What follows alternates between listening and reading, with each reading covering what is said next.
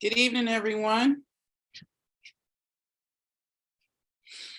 Welcome to tonight's ANC 3-4G meeting, and it is a Zoom meeting as opposed to a Zoom webinar.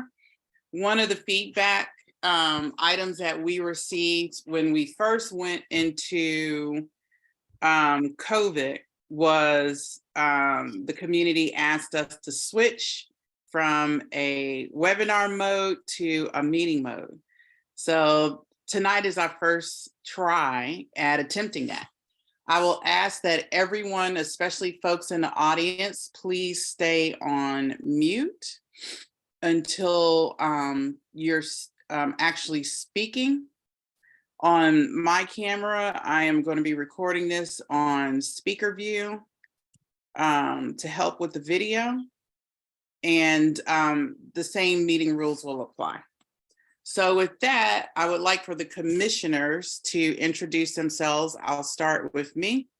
My name is Lisa Gore. I'm the chair of ANC 3-4G.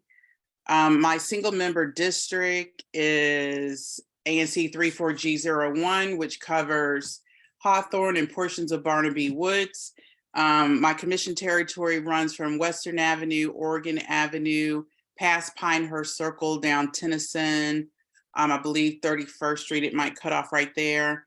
I had the Pinehurst tributary over towards Beach and back over to Oregon and up to Western. Thank you for coming to tonight's meeting. We definitely have a full agenda, and I look forward to going over these topics with you and everyone in the community. Zach Ferguson?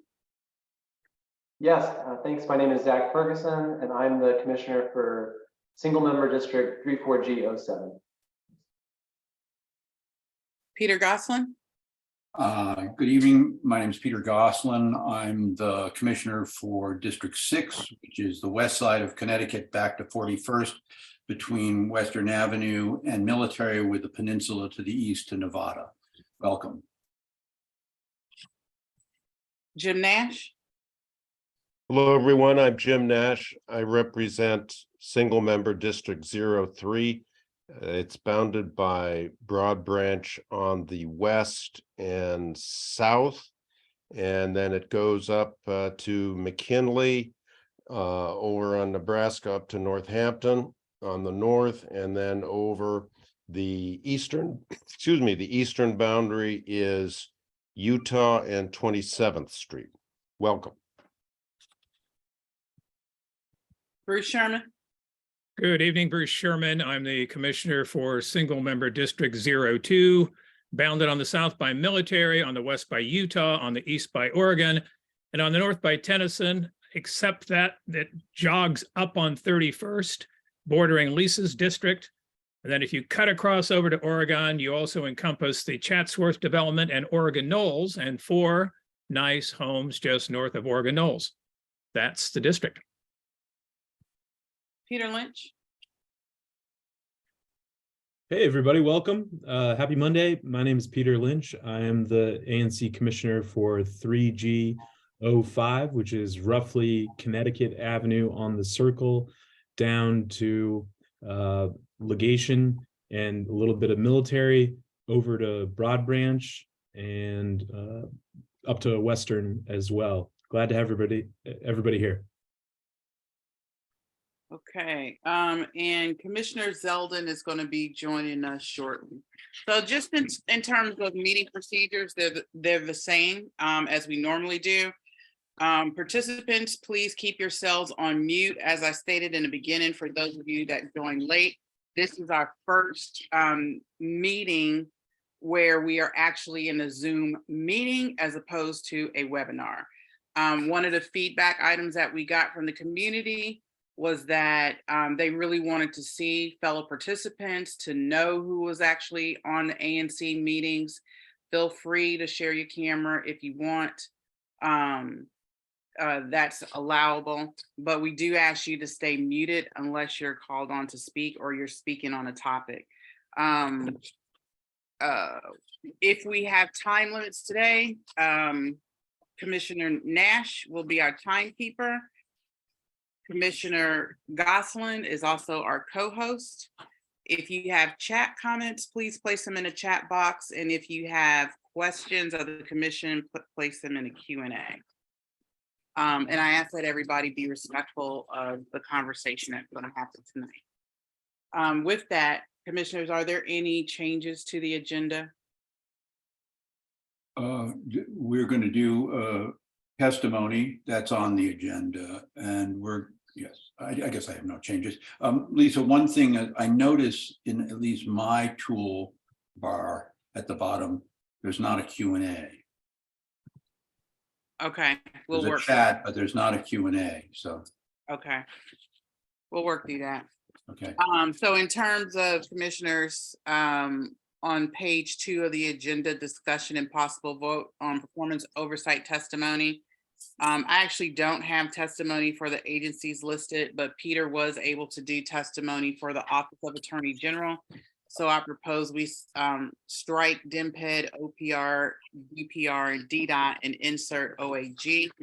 And the other addition is a quick discussion or overview from Gil Stucker from DMPED on the survey that's supposed to come out on the Chevy Chase Civic Corps surplus hearing. And I would like to add that in the community announcement section. Fine. All those in favor of the changes, please show your hand. Okay. Michael, did you raise your hand? Okay, thank you. 6-0. 7-0, I'm sorry. Okay, are there any commissioner announcements? I have a couple. Peter, I have one. And I have one. Okay, mine is that the Zoning Design and Development Standing Committee met for a second time in full force on February 3rd, divided into 4 working groups, focused on putting together a full community engagement process on our own, one that we would love to cooperate with Gil Stucker and DMPED on, but in the interim, we're going to move forward on our own, looking to put together a committee. One is working on charrettes and community meetings. 2 is working on a survey of our own, a fuller survey than I think DMPED intends. Group 3 is working on trying to more fully understand the finances behind redeveloping the community center and library, and perhaps other public institutions and affordable housing at the site or on adjacent sites. And the 4th group is going to work on providing the resources to do all of this. I will keep you up to date on all of this. We tried to do a hybrid meeting, and I actually produced tape, but apparently we didn't produce a live session that many people could hear, which leads me to my second announcement, which is I met today with Ellen Agler at Temple Sinai, which has a wicked fancy AV system. And I got pointers from her about the kinds of equipment that would let us get back to in-person meetings, but do them hybrid. I just want to say to the community, we're working on that. None of us are tech whizzes, and we need to keep up with the business of the community too. So we'll get there, and it'll get better over time, but we're not there yet. In any case, those are my 2 announcements. okay. Peter Lynch. Yeah, thanks. Folks, if anybody has been following the news due to the criminal code work and the actions by Congress, the cause of DC statehood is getting more energy. And if anybody in the community is interested in working on DC statehood issues or is passionate about that issue, please reach out. My contact is in the chat, and look forward to hearing from anybody that is interested in that. And also, following the tradition, I'd like to announce any sort of community nonprofit or charitable work or good stuff that folks are doing in theme with some of the stuff that we're going to work on tonight. Some of you may have noticed that there is a street sense salesman outside Starbucks often. He's a good guy. I'm blanking on his name right now, but if you have the chance, check out that newspaper. It's usually $1 or $2, and the money goes back to homeless folks or people struggling with housing issues. They work to publish, they work to write stories and get that paper out. So if you feel like supporting them and you're outside Starbucks, that'd be great. It's Street Sense Media. And I'll also put a link to Street Sense Media in the chat in just a moment. Thank you, everybody. Thank you, Peter, for highlighting that. Anytime I see them, I buy that newspaper, and it is really has some good articles in there about what's happening in the district in terms of equity issues. So I definitely want to second that. If you see them, please contribute. And it's definitely worth the read. Really great stuff in there. Commissioner, who else had a comment? Was it Sherman. Nash or Sherman? Yeah, I did, Lisa. Yeah. Yeah, I'm making an announcement on behalf of a constituent, Cynthia Collier, who reached out to me to let me know, and through me, let everyone else know, that the Tenleytown Metro Station is being redesigned, and there is going to be an event on Saturday, February 25th at Jackson Reed. It's an in-person community workshop to seek feedback on potential design concepts. Cynthia recognized that Tenleytown Metro lies outside of our ANC, but since so many people in our ANC, our area, use that metro station, she thought folks would want to know that they can participate in that workshop looking at potential design concepts. You can get more information at DDOT's website, which is ddot.dc.gov. Again, it's February 25th on Saturday at Jackson Reed. Thank you. And Commissioner Nash, did you have an announcement? Yeah, I want to, first, this is my first official meeting as an elected ANC commissioner, so I want to thank everyone who voted for me. I promise to do my best to represent you. And as a first step in improving communications between me and those living in my SMD, I want to announce office hours on Wednesday, February 15th and February 22. I will be in the ANC office on the second floor of the community center from 4:15 until 5:15 in the afternoon. Anyone who wants to speak with me is welcome to come by, especially people in my SMD of 03, but not only them either. In addition, I will hold office hours at Bread and Chocolate, a more pleasant place from what I've seen than our ANC office. I will be at Bread and Chocolate on Saturday, February 18th and February 25th from noon until 1 p.m. And anyone's welcome to come by for coffee and a chat in that more pleasant locale. And if you don't know what I look like, I'll be wearing a beige hat. And finally, I want to thank my estimable predecessor, Randy Speck. His gracious willingness to share his vast experience of how the ANC worked has helped me to prepare for this new job. And one of my favorite things about Randy is how he was able to express himself in very few words. I hope to follow his example. Those are big shoes. Thank you, Jim. Any other commissioners have announcements? Okay. And Michael, just to let you know, I can't see you on my screen. So if you have something, you might have to just let me know by voice, because I only have 6 panels across, and I end at Peter Gosselin. You're on the second page. Yeah, he's on the Okay. third, he's on the third page. Okay, for you it's 3, for me it's 2. Okay, we'll move on to community announcements. Jills, I know you're in the audience. If you want to come off mute and go ahead and do your announcement now. And anyone else that has community announcements, please use the raise your hand function and I'll call on you to come off mute. Hey, good evening, Lisa and Hey. the ANC. And to the point of having the bifurcated meetings, we've been trying to have bifurcated meetings over many months, and it's a work in progress. So for the community, have patience with the ANC as they endeavor to have the bifurcated meetings, because it takes effort with the technology to make it work. But if you try at it, it works well. Thanks.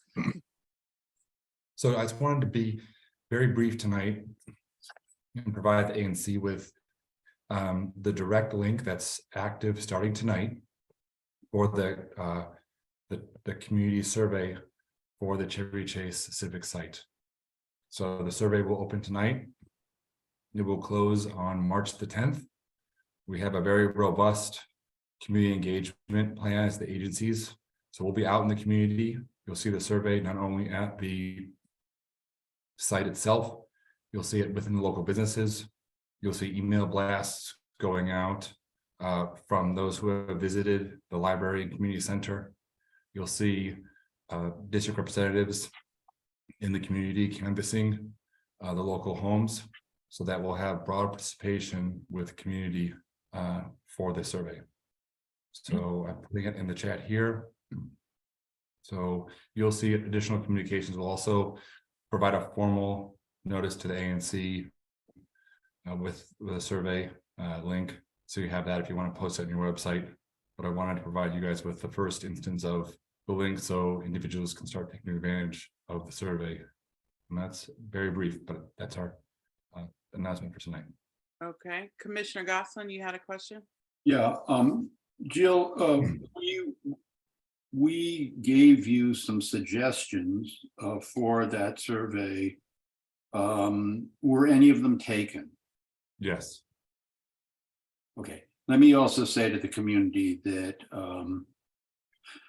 we reviewed the draft of that survey, and DEMPED has every right to do a survey. I think that we have had experience in this community doing surveys of our own, and I think we're going to, I mean, I have to await the working group from the zoning design and development committees to report on this or suggestion on this, but I hope that we press forward with doing our own.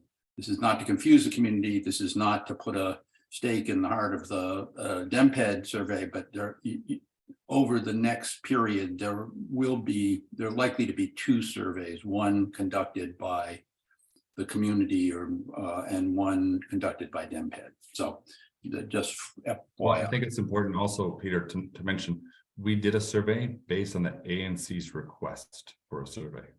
So I hope there's not, we were unaware at the time the ANC were producing their own survey, potentially overlapping with the survey. So I hope there isn't community concern or community misunderstanding about a survey. We're happy to engage. We've taken the comments that you provided, and we hope we get broad participation. Thank you. Yep.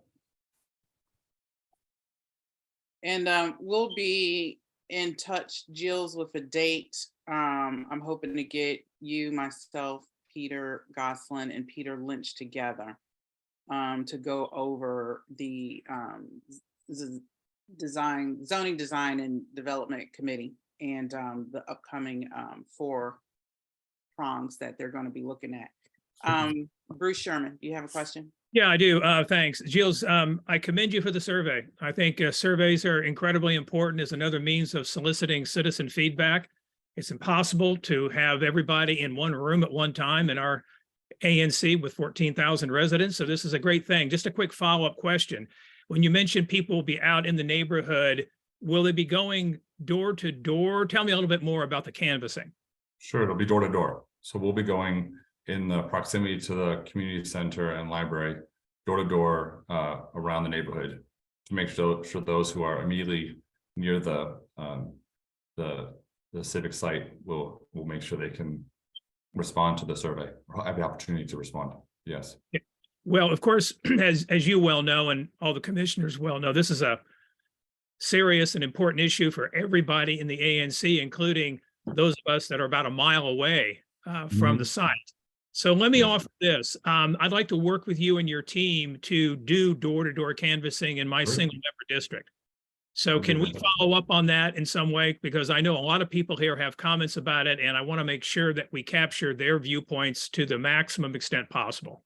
Absolutely. Yeah, one of the things that both the agencies are doing is anyone who's visited a community center, if they provide their email address, the DPR will be able to send an email blast out to those who have visited the community center, as well as those who have visited the library with a library card. If they have an email address on file, that email will go out to that individual. So those who have touched, to your point, is those who have touched the library or community center, with whether they be within a few blocks or within a mile or in the district, they'll have a connection to this survey. So that should capture some folks, but yes, I agree that more the better. Broader participation and working with the ANC will be fantastic. Okay, so I'll be in touch with you directly on that. Just one other quick follow-up. Are the, Hey, Bruce.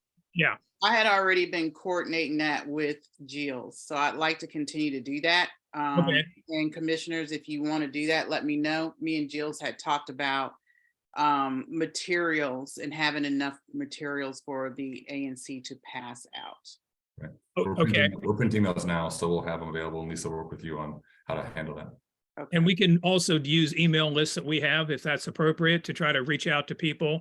At the end of the day, will it be possible to sort by single member district to understand the distribution of opinions? We'll see how we can code. I think we asked a question about the area we're from. Maybe through IP addresses, we can look at some of that. Okay, well, it would be, yeah, just for my benefit to understand where my constituents are on the relevant issues. So yeah, I look forward to it. Thank you. You're welcome. Okay, commissioners, real quick, Peter Lynch. Hey, Mr. Stucker, thanks for being here. Could you, if I missed it, what was the timeline for the survey? Is there a closing date on that? Yes, it opens today and then it closes on March the 10th. So it's Friday. March the 10th. Great. And my last question, is there a status on a response to the surplus resolution that we had? Yes, we received that. We've also received letters at the end of last week from council member from Ward 3 and 4. So we were looking at all those together, and what we're looking to do is provide a response to all three parties at the one time. So we knew they were coming in independently. So we want to make sure we can broadly respond to each of the letters as a whole, rather than respond to each individually, because many of the questions that were raised by both the ANC as well as the council members were similar. So we want to provide it back to all three of you at once.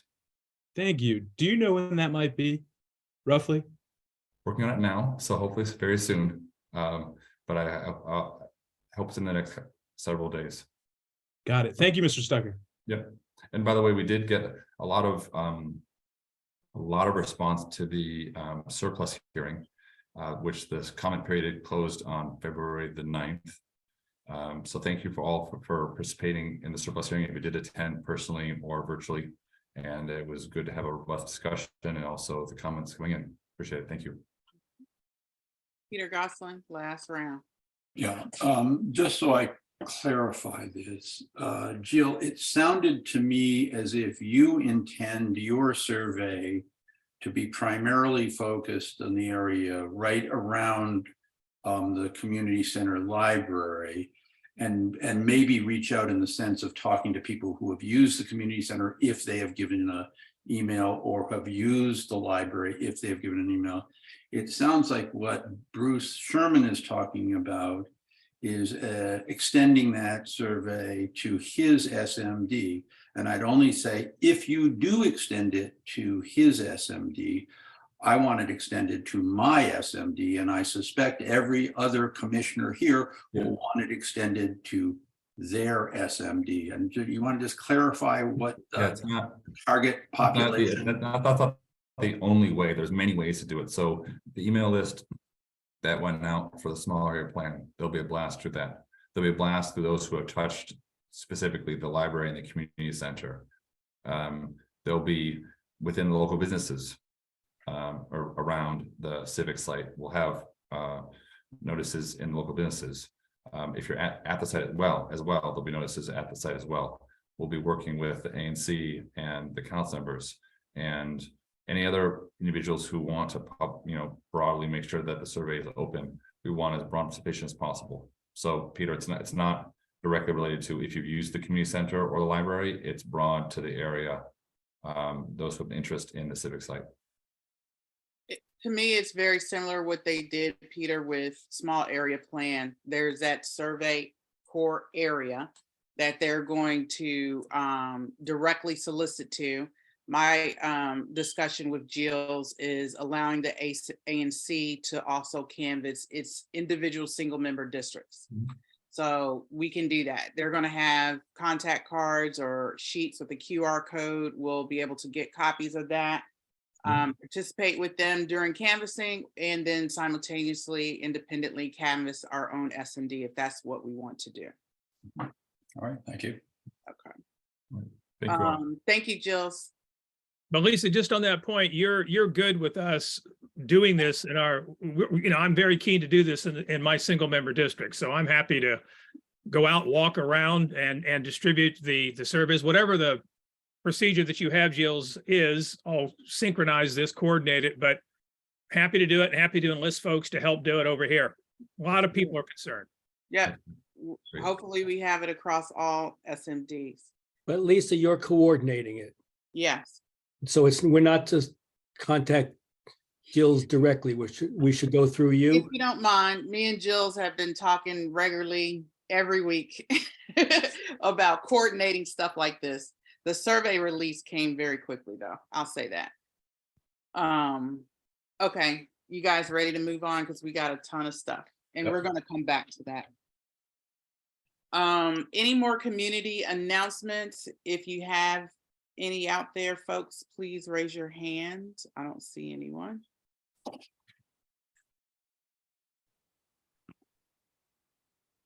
Okay, Matthew, go on. Hello, everyone. Should I Hey, do this? Matthew. Should I do this now or? Okay, cool. You're good. Hi, everyone. I'm Matthew Barclay. I am the Ward 3 liaison for the Mayor's Office of Community Relations and Services. We're basically the eyes and ears of the mayor and the community. We also help you and ANCs navigate the bureaucratic elements of government. My contact information I'll put in the chat. This week we had budget engagement forums, which were really great. We had a senior one at Jackson Reed, and one at Eastern High School. They were very informative, and the mayor and everyone, thanks you for coming and participating. We also today had a grand opening of the Ethel, which is a permanent supportive housing building that combines housing, tenant services, and amenities to help residents transition out of homelessness and move towards a self-sufficient, fulfilling life. So that was today at 11 a.m. The grand opening of that campus was today. Also, MPD and Metro announced that there will be enhanced public safety and security on the transit systems, and that MPD will be the primary partner with Metro on that. There's also February 18th, there is an Equitable Access School Fair. This is going to be at 11 a.m. February 18th, Saturday, 11 a.m. to 1 p.m. Will be held at the Washington's Latin 2nd Street Northwest Campus, and field team will be on site to answer lottery questions and offer application support. Mayor Bowser is also going to be doing this Wednesday, February 15th, a kickoff event to equip residents to become homeowners. It's called Get Ready DC. And this will be a way to interact with district agencies to see the resources that are available to help you become a homeowner. That will be Wednesday, February 15th, 2023 at 11 a.m. at the Department of Housing and Community Development on 1800 MLK Junior Avenue, Southeast. And that's all I have for today. All right. Okay, and I want to remind Matthew and everyone who's making an announcement, whether it's public or commissioner, you got to send me that announcement in writing if you want it in minutes. That's the standard practice here. And you can send it to my email address at the ANC. Okay? Thank you so much. Thanks, Matthew. Great seeing you at the engagement forum. Yes. Thanks for coming. Yes, you're welcome. Okay, with that, we'll move on with the agenda. And we are almost on time. We're just 2 minutes behind. Next up is, let me see, there's a chat. Hang on 1 minute. Make sure it's not an announcement. Barbara Rogers. Barbara, can you come off of mute from Councilmember Louis George's office? Yes, can you hear me, Lisa? Yeah, I can hear you. Okay, hello, commissioners. Hello. We all got new computers at the council's office today. So if you can imagine, there are always computer issues, but I am glad you all can hear me. I just have a few quick updates. The council member, of course, wants to thank everyone who joined our Listen as We Climb events in Ward 4 over the past month. This coming Wednesday, February 15th at 7 p.m., she will host a virtual Ward 4 budget forum and her final Listen as We Climb event. And she, of course, wants Ward 4 residents to share their ideas, feedback, and DC budget priorities. I can add the link in the chat, but it is www.janice4.com/forum.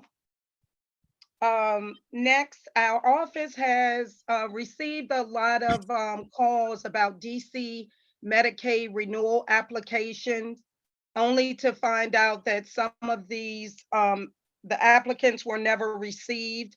So our constituent service team is actually supporting these residents to get their applications processed. And then I think you all are aware that last week, Councilmember Louis George submitted a letter to the Office of the Deputy Mayor for Planning and Economic Development, articulating the concerns and hopes of many Ward 4 residents in Chevy Chase, Barnaby Woods, Hawthorne, regarding the future of the Chevy Chase Civic Corps. And I know you know that we are currently in performance and budget oversight hearings for each agency. So we do need the ANC commissioners and the community members to testify about issues that are impacting our neighborhoods, including important matters such as staffing cuts at our rec centers, public safety issues, and problems with government services. And you can find the full list of the schedule at www.janiceward4.com/oversight. And I think I have one more, and it has to do with OSSI.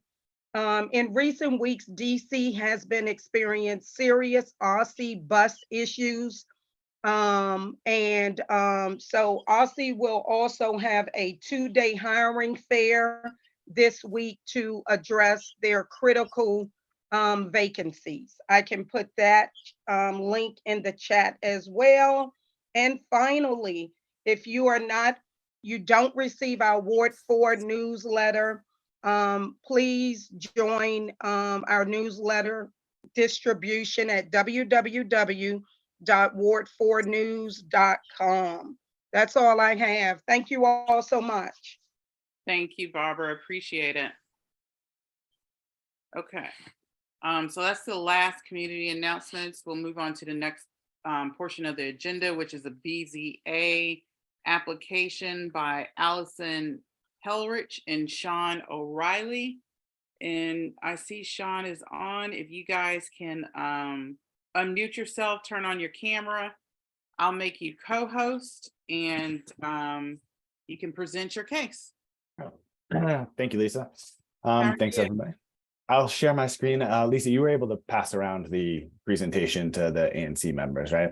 Yes. So and everyone's it's familiar with it? posted Okay. on well, I'm not going to say everyone's familiar with it because they have probably gotten close to 70 pages of meeting prep for the documents for a meeting. But if you can go over the highlights of it, Yep, that helps absolutely. them out a lot. Yep, so I'm sharing my screen now so everyone can see, and I'll just do I'll do the presentation. So hi everyone, my name is Sean O'Reilly. I'm doing our presentation on behalf of myself and my wife, Allison Helrich. And I just want to take the council through our special exception request. After which either I can answer any questions or Sarah, our architect, is also on, so she can answer any questions. Quick little background on us. My wife and I have lived in DC for 11 years. We bought our home here in March of 2020. And we've loved the neighborhood. Everything's been amazing. We have a 3.5-year-old, and actually we have another one on the way that should be here in 3 weeks. With that in mind, we were, with our growing family, looking to expand the house to kind of accommodate us. And that's where we started to run into some special exception needs.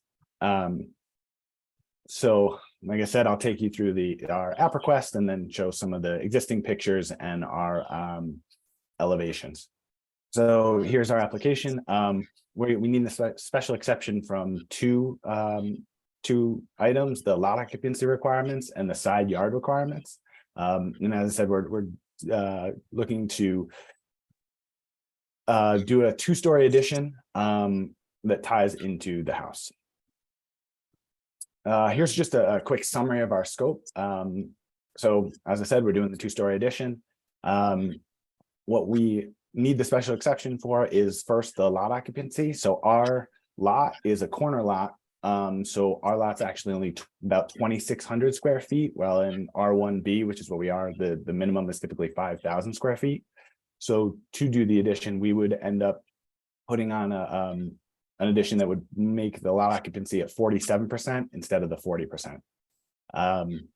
The second portion of it is the side setback. So there's the 5-foot side setback, and on one of the sides, the northeastern side, we would need for it to be 4 feet, and that's to tie into the existing structure. And you'll see later on in the pictures.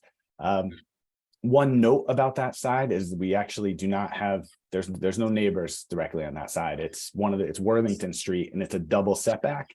Not only is it a double setback in ours, but we're up on a hill, so there's a retaining wall in between us and the street.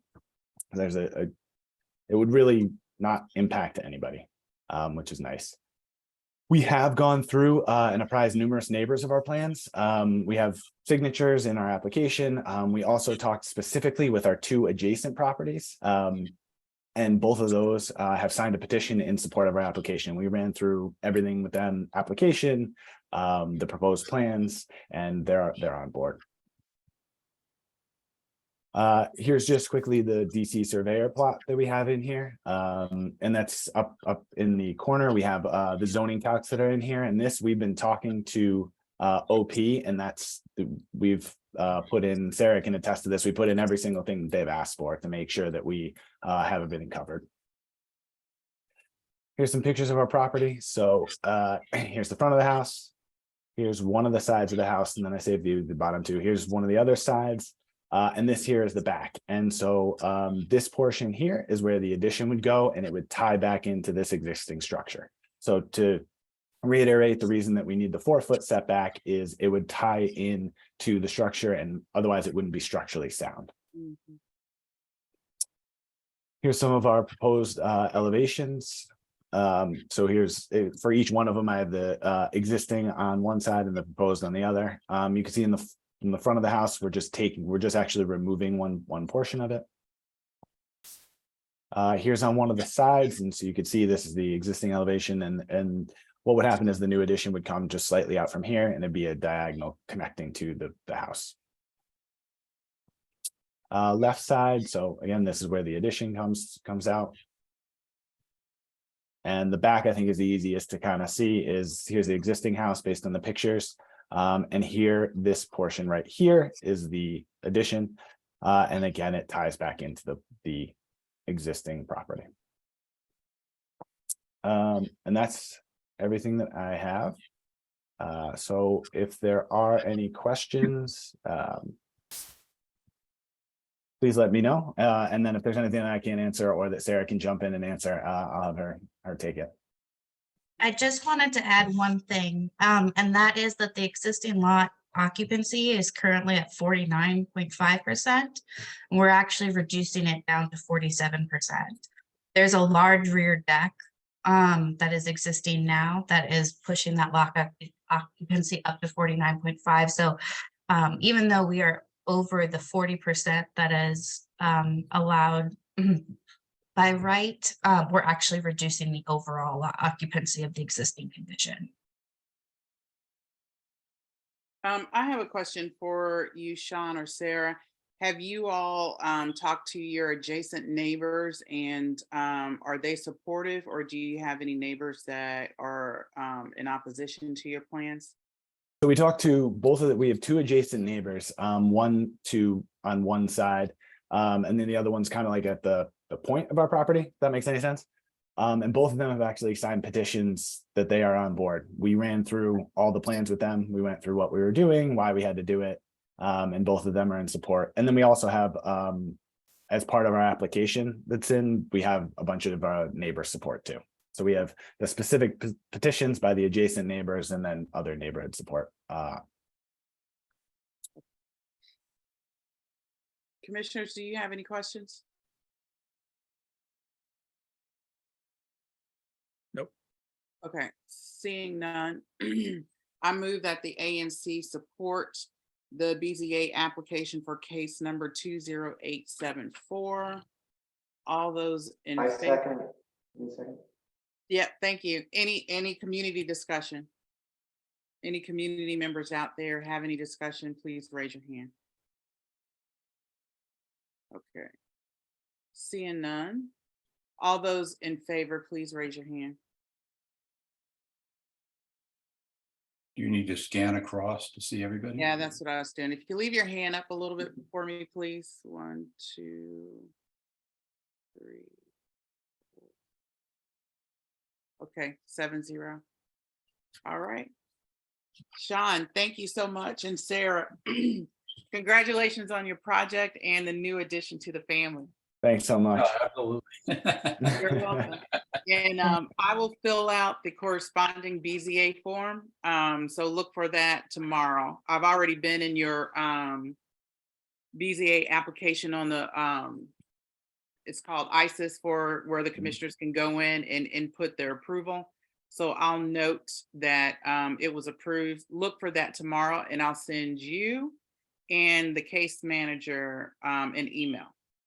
Perfect. Thanks so much. Appreciate it. Thank you. Thank you.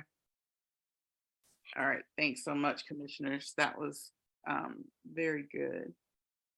Next on the agenda is DDOT Community Advisory Committee discussion and appointees. And I'm going to switch to gallery view because it's just a little tough.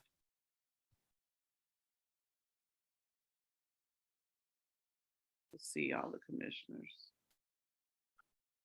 And on gallery view, just for the commissioners, you can rearrange the tiles.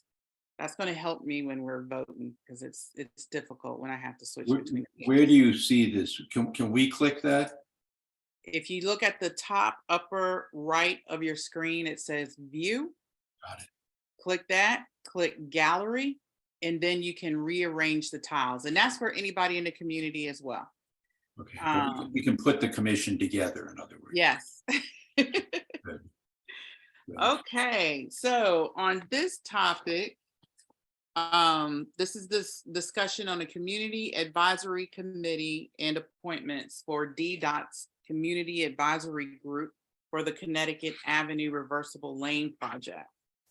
And just by way of background, the ANC has always participated in the CAC for Connecticut Avenue.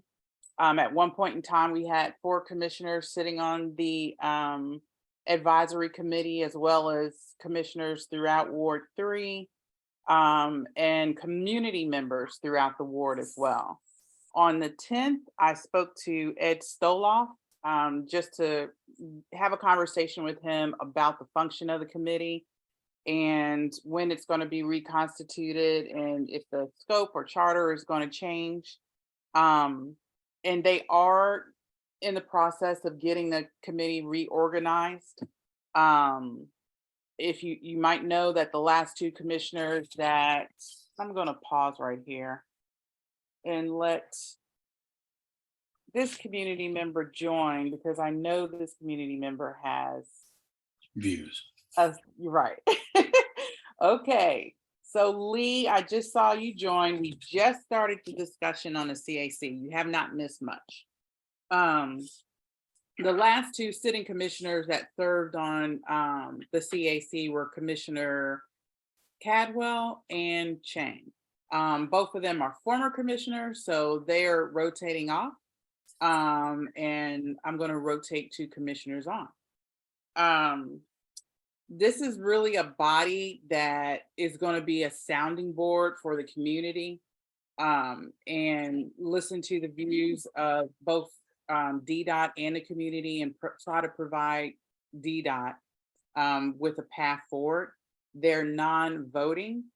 One of the things that he talked about is one of the things that they're going to try to add to the community or CAC is 2 staffers from Council Member Matt Furman's office, so the Ward 3 Council Member's office. Businesses will not serve on the CAC. They'll pretty much continue with the same format, which is the stakeholder meetings. Commissioners, you may have seen the email I passed around earlier in the morning to Commissioner Sherman that listed one of the CAC meeting notes. So you see how extensive it is and how much conversation and work goes into that. The structure of the committee is going to be roughly 12 to 13 people. I've spent numerous emails or sent numerous emails to Ed and his team, as well as when I talked to him on the 10th, urging him to appoint additional community members to the CAC. The appointments tonight are going to be ANC members, and I know some members of the community have a difference of opinion in that, but it's really important for me as chair and as the ANC 34G community that we have sitting commissioners that could serve on this CAC to be our mouth and our voice. Ed said they want a deliberative body, so they want people that are going to be able to critique the process and make the process better. And they also want individuals that are informed. So one of the things he talked about doing is different advocacy groups being a part of the CAC.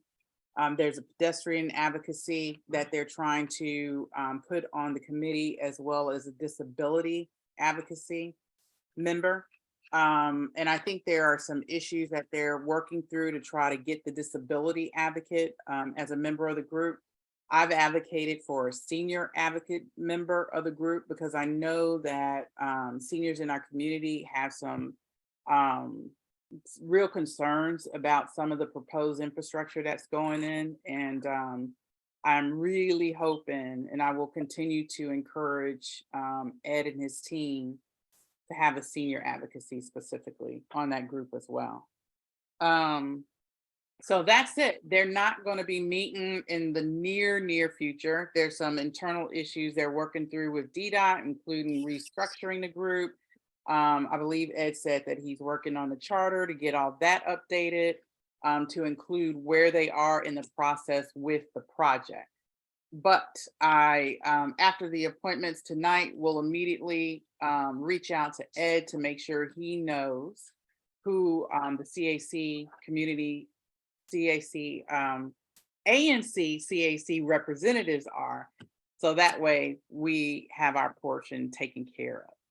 So with that, community members, if you have comments, raise your hand. I will take commissioner comments first, then community comments, and then we'll do appointments. Now, let me just say this too.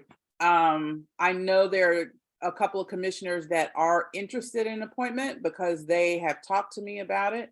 I'm interested in appointing people that have, a really good knowledge of infrastructure, not only bicycle infrastructure, transportation infrastructure in general, including safety. I want to appoint someone that is going to be neutral, someone that is going to be able to raise all issues, positive and negative. We have to make this a better process for the community, and the people that are going to be appointed are going to be very critical for that. I can't afford to have people on a committee that are going to try to stonewall the project. This project is already in process, and I need appointees that are going to move the project forward, but doing so with the community's voice, and looking out for the best interests of the ANC. So with that, the people that have expressed interest are Jim Nash and Zach Ferguson. If you are also interested, folks, on the ANC, you can raise your hand. I will take you into consideration as well. And we'll go from there. So I think Peter, then Bruce have their hand raised. Yeah. So my understanding is that we had, from the email exchanges, we had 4 positions, and you want to appoint 2 ANC members and in effect give back 2 positions. And I'm fine with you appointing them, and I understand that probably the majority of this commission, as now constituted, favors the protected bike lane proposal concept C. I encourage you, and I will encourage Ed Stoloff, and I encourage you to encourage Ed Stoloff to use the other 2 positions, the 2 positions you're giving back, to make sure there are voices of people who are concerned that this is not good policy, that this is going to cause a lot of problems. And my biggest worry is that it is going to make a mess of the bus system. But I don't question your right to name people, and I do recognize the political reality of our ANC. But I do hope you encourage Stoloff and DDOT to, if they really want to hear all voices, to get all voices on. Thank you. Thank you, Peter. And that has been the discussion that I've had with the email exchanges and with Ed recently over the phone. Just as a caveat, I'm not encouraging him to appoint people that think it's bad policy. I'm encouraging him to appoint people that will help make the process better and give him input into the issues that the community is having. And I think, the one position that I'm really strongly advocating for him to create, which I haven't seen on a TAC, is a senior perspective. So I just say you could appoint almost any commissioner here. No, that's not quite true. Okay. Most of us get a senior perspective. Yeah. And we don't, and I was not going to ask Ed for those 4 slots. And some of them, there was a time span in between when the 2 commissioners or 4 were sitting on versus 2. And I do think it is critical that we have the minimum number that we can work with as a commission, and let Ed put those other slots towards the community. I do think that's really critical. Okay, Commissioner Sherman, then Ferguson. Yeah, just a procedural question. In terms of how appointments to committees like this are made, just educate me as a still new commissioner about how these get done. Who makes the appointments? Does the entire commission vote on these? How does this work? Pretty much how you appointed your single member district transportation folks. I mean, the chair has the authority to appoint. And that's pretty standard across the commission. There are some things that we do via vote, and that is generally committees. But I'm talking about ANC committees like Race Task Force, Zoning Design and Development. But even with that, the chair has the option to make an appointment. This one I'm going to appoint, and I don't know how, it's the same thing I told you in the email. The chair has the option to do it. Right. When these vacancies come up, are they typically announced in some fashion so the community sees they're available? Obviously, in this particular case, you have these earmarked for commissioners. There were 2 other vacancies, though, that we're giving back, as I understand the conversation. Help me out on that, too. I'm just learning how it goes. I'm not going to go into that, Bruce. That's not my domain. That's DDOT. The Okay. only 2 that I'm dealing with are the 2 commission appointees. DDOT and those other 2 slots can use them however they see fit. DDOT has to announce them to the community if they see fit to do so. I have no control over that. Right. So just my own perspective with regard to such appointments, I favor as much community involvement as possible, representatives of the community in these positions, so that we are providing access to a range of perspectives and views from within inside our community. Will there be, though, Lisa, other opportunities to appoint in the future? It depends on DDOT, is what I hear you say. Exactly, Bruce. Again, that's not the commission's bailiwick. That is DDOT. Right. The only time the commissioners will rotate is if they come off or if they ask to be rotated off. Right. And just once more, just lay out your position of having commissioners on the committee as opposed to representatives of the community. They're both on the committee, Bruce. The ANC is appointing commissioners because commissioners have always been the appointee of the ANC. Okay. Okay, so we're going to move on. Commissioner Ferguson. Yes, thank you. You know, my district includes Connecticut Avenue. I know my predecessors have taken this role, and I really appreciate their service. I know, though, obviously Connecticut Avenue impacts a much broader area than just my SMD. I hope to hear from all users, no matter, you know, if you're on pushing a stroller, you know, walking, driving, whatever you do, I'd love to hear from you. And I hope to represent you well. Thank you, Commissioner Ferguson. Commissioner Nash. Yeah, I'd like to echo what Zach said. And as I already announced, I have office hours. I would love to hear from everyone, whether you're in my single member district or not. I'm eager to hear your concerns, your interests on on what's going to happen on Connecticut Avenue. Thank you. Commissioner Zephyr. I have one question, Lisa, going back to the DDOT committee, in addition to the 2 people that you recommend, which I support, can we recommend to DDOT people who we think are from the community that we think would be enhancing of the process along the lines that you articulate? So, for example, I don't know whether he would say yes or no, but I think John Higgins would be a great member of that. He, in our deliberations on the bike lanes, he expressed concerns about seniors apropos of what Peter Goslin was saying. And he lives in Knollwood, which is a senior center. So if John were willing and we have the ability to make recommendations to DDOT, knowing our community, I would encourage that. But John's on the call, I think, and he can speak for himself whether he'd serve if elected.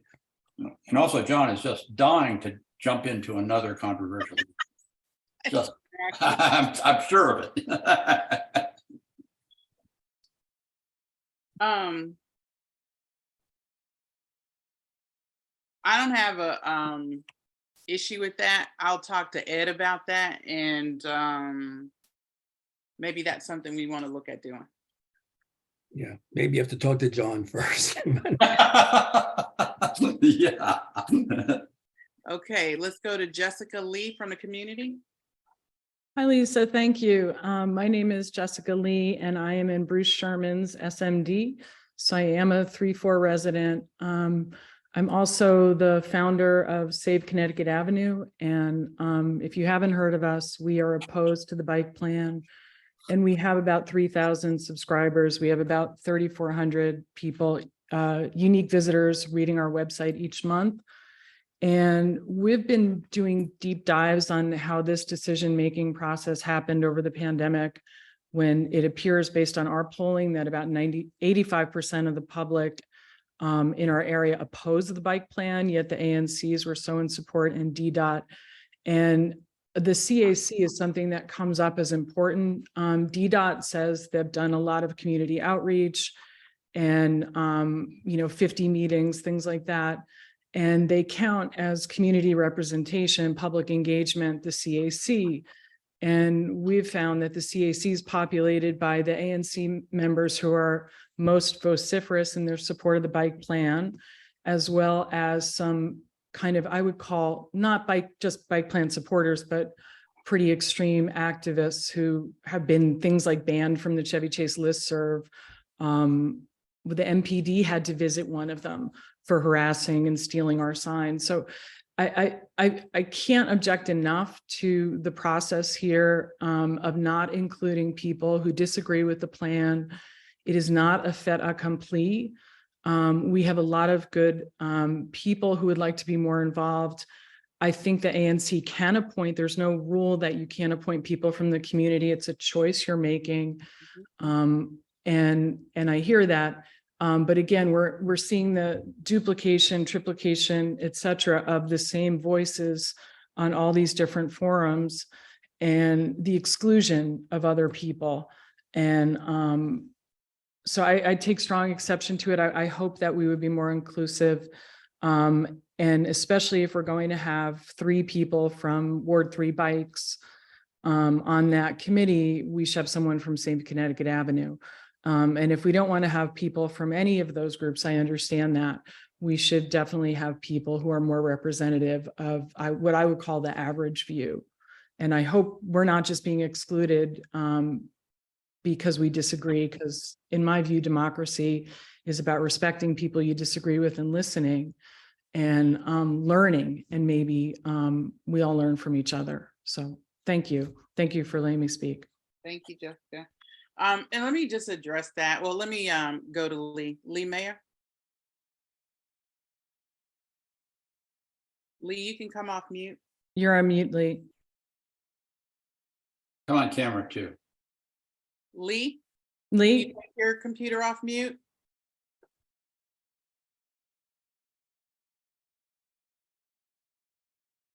Must have stepped away. yeah. Missed his turn.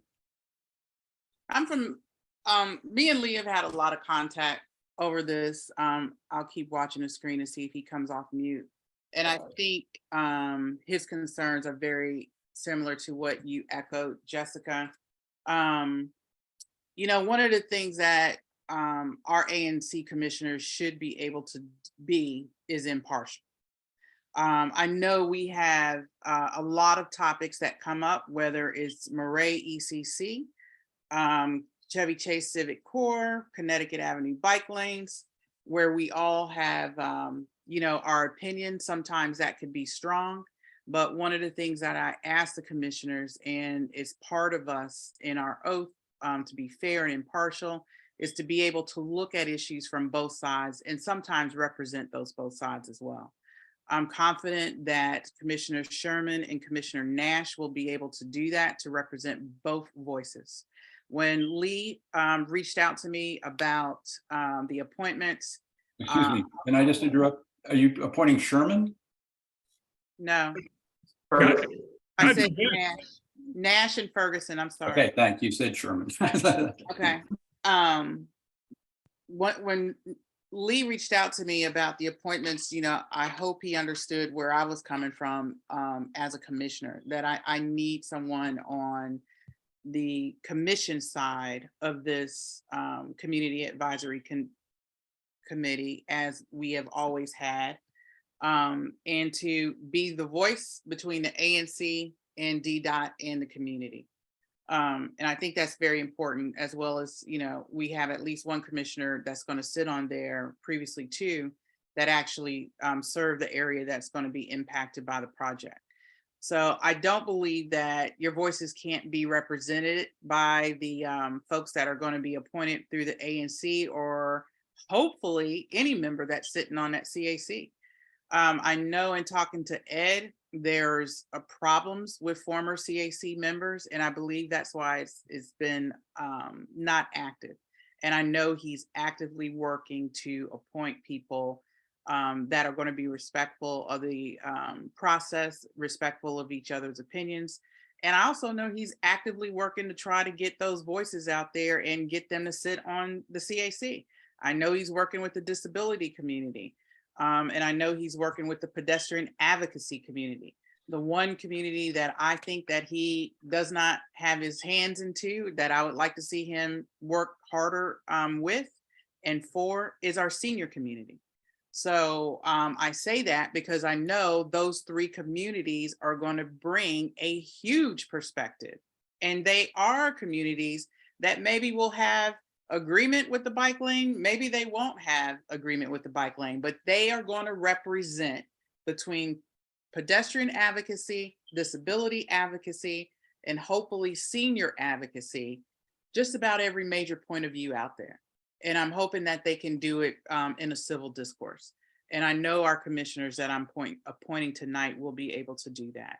And if they are not able to do that, then we'll make sure we work through those issues as well. So hopefully that brings you a little comfort. It's not like being in the room. And I think, again, we've been grossly underrepresented, and the fact that you have to be neutral to have an opinion, I question whether those commissioners are neutral. I don't think they are. I think they support the plan. But again, not being in the room and being shut out of the room, I think it's a miscarriage of democracy to shut out 85% of the constituents because they don't agree with the ANC. And I applaud John Higgins for voting the way he did. And I thought that was brave, but anyway, it's disappointing, but I totally believe in respectful, and I appreciate your comments on that. And I hope the CAC does get more respectful. And I think that would be great. We all have something to say, and we all need to be civil and tolerant of everyone's views. Thanks, Jessica. And Thanks. Let me just say, I want to make it very clear. No one in the community is being excluded. I've heard of the organization. I'm not familiar with it. I know it's in opposition to bike lanes, but I have not kept up with it one shape or the other. So that, believe me, is nowhere near at the forefront of my decision making for this committee. And I will go and say again, I have been urging DDOT to put additional community members on the committee, and that is going to be entirely up to DDOT to do that. Okay, Commissioner Ferguson, do you want to have? Just that Lee was in the chat, so I think if we could, if Goslin or someone, it says the host is not letting him join audio. So I don't know if one of the co-hosts can bring him up. He has to take himself off of mute. Okay. We don't have any control over it.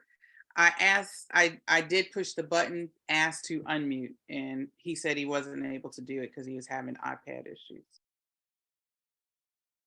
Okay, are there things in the chat you want me to notice? Other things in the chat you want me to notice, Zach? Commissioner Zeldin? Yeah, so I have one question in following up on the last comments. If in fact, Lisa, we have the right to appoint 4, but we are choosing only to appoint 2, I'm wondering whether it makes sense for us to do that, as opposed to, say, soliciting input from community members. My recommendation was Higgins, for example, but who represent the divergent views of the community, as Jessica represents one, and the seniors, the business people. I don't know if they're represented, although James may represent their interests. Should we say we'll entertain people's interest in being on the CAC, and then we as a commission can look at who it is and then make a recommendation to DDOT as to who we think best serves our community's interests. And, to make sure honest with points you, of view Michael, are covered. I prefer not to involve myself in that process. To me, that is DDOT's process. Unless you want to take that on. And so they have a wide solicitation process going on with different community groups. So the disability community, the pedestrian community, and I'm asking them to include the senior community. If you want to take that on with Stoloff and the community, you can do that. At this point, I don't think Ed is even confirmed which groups are going to be part of the CAC. I don't mind as a organization, ANC recommending to Ed which groups or communities. I wouldn't even say groups because I wouldn't necessarily recommend a group, but which communities need to be involved in that process. I think that's one thing. But to go out, solicit, and make those recommendations when we don't even know at this point if that is a feasibility for DDOT to include those communities as part of the CAC, I'm not willing to do that. Well, I would be happy to receive, if we post it on our webpage and post it on the listserv, I'd be happy to receive names of people who would be interested in participating, what constituency, to your point, Lisa, what constituency they represent, and then forward those names to DDOT, perhaps with recommendations or prioritization of what we think, which constituencies, if there are only two that can be considered, that we might say, look, we have received solicitations of interest from the following 5 constituencies. We know you can only pick 2. Our view is we should prioritize seniors and business owners, or disability community people and Jessica's, whatever it is. I'd be happy to do that if there's a process that's easily followed. And Peter Lynch, would you work with me on that since you've got half of Connecticut Avenue? Absolutely. So you guys will come back with a recommendation or some report on update on what you're doing? Yeah, I guess what I'm suggesting is that we post on our website and we post on the listservs that we're soliciting interest of people who represent a constituency that would be interested in serving on the CAC, and that we will forward those names or those constituencies and people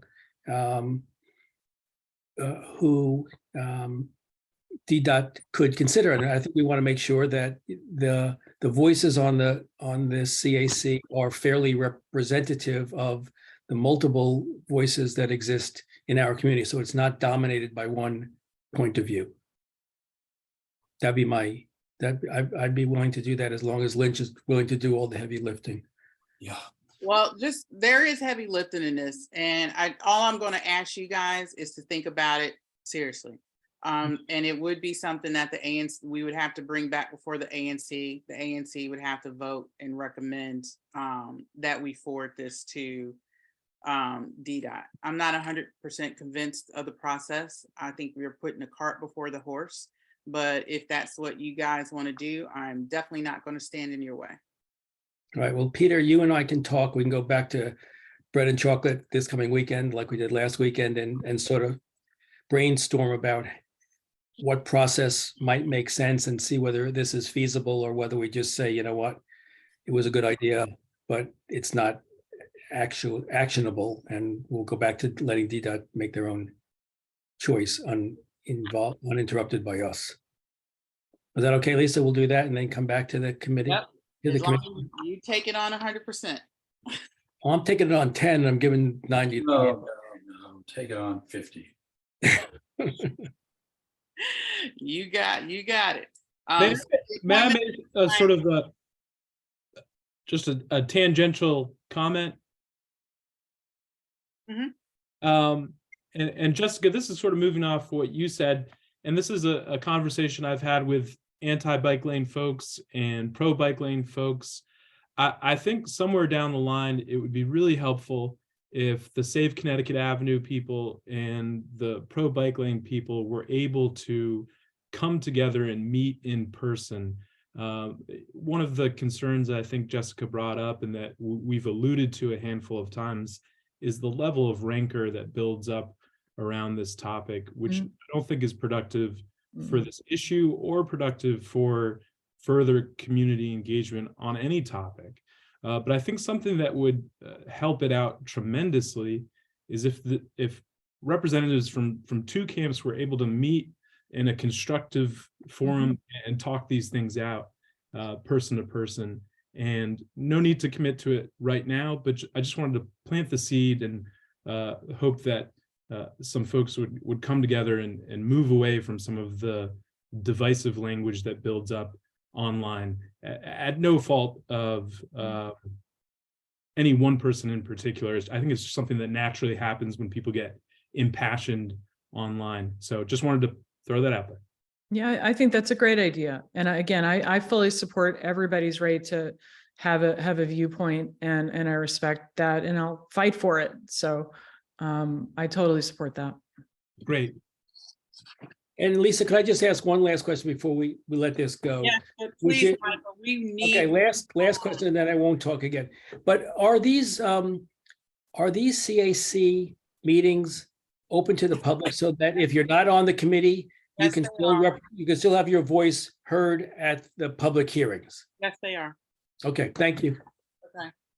Okay. So thank you, Commissioner Ferguson and Commissioner Nash. I will send you an official appointment letter. All right, moving on. Thank you guys for that discussion, and a super thank you to Jessica. And Jessica, I know you represented Lee as well, even though we couldn't hear from her. Yeah. Thank you. So the next discussion topic is voting on a resolution for clarifying the Maret Field Task Force authority. Commissioners, did you all get a chance to review that? Yep. Were there any issues on the language? I know we have been going back and forth with the language with this resolution and the bylaws on committee authority. Otherwise, I'm going to put it to a discussion and vote. Commissioner Zeldin. Just to be clear, what we've ended up doing, because there were so many emails back and forth, especially between Bruce and myself, which is that we are tracking the language of the code that designates what the authority of committees and task forces are, which is to make recommendations to the commission for our decision-making, and the task force committees are not empowered to make their own decisions on our behalf. Is that I have that correct? That's what we have in the resolution. If there's changes to the language, then we need the exact change. So if someone wants an amendment to this language, because I believe the language supports that. But if you wanted to track the code, give me the exact language that needs to be in the resolution.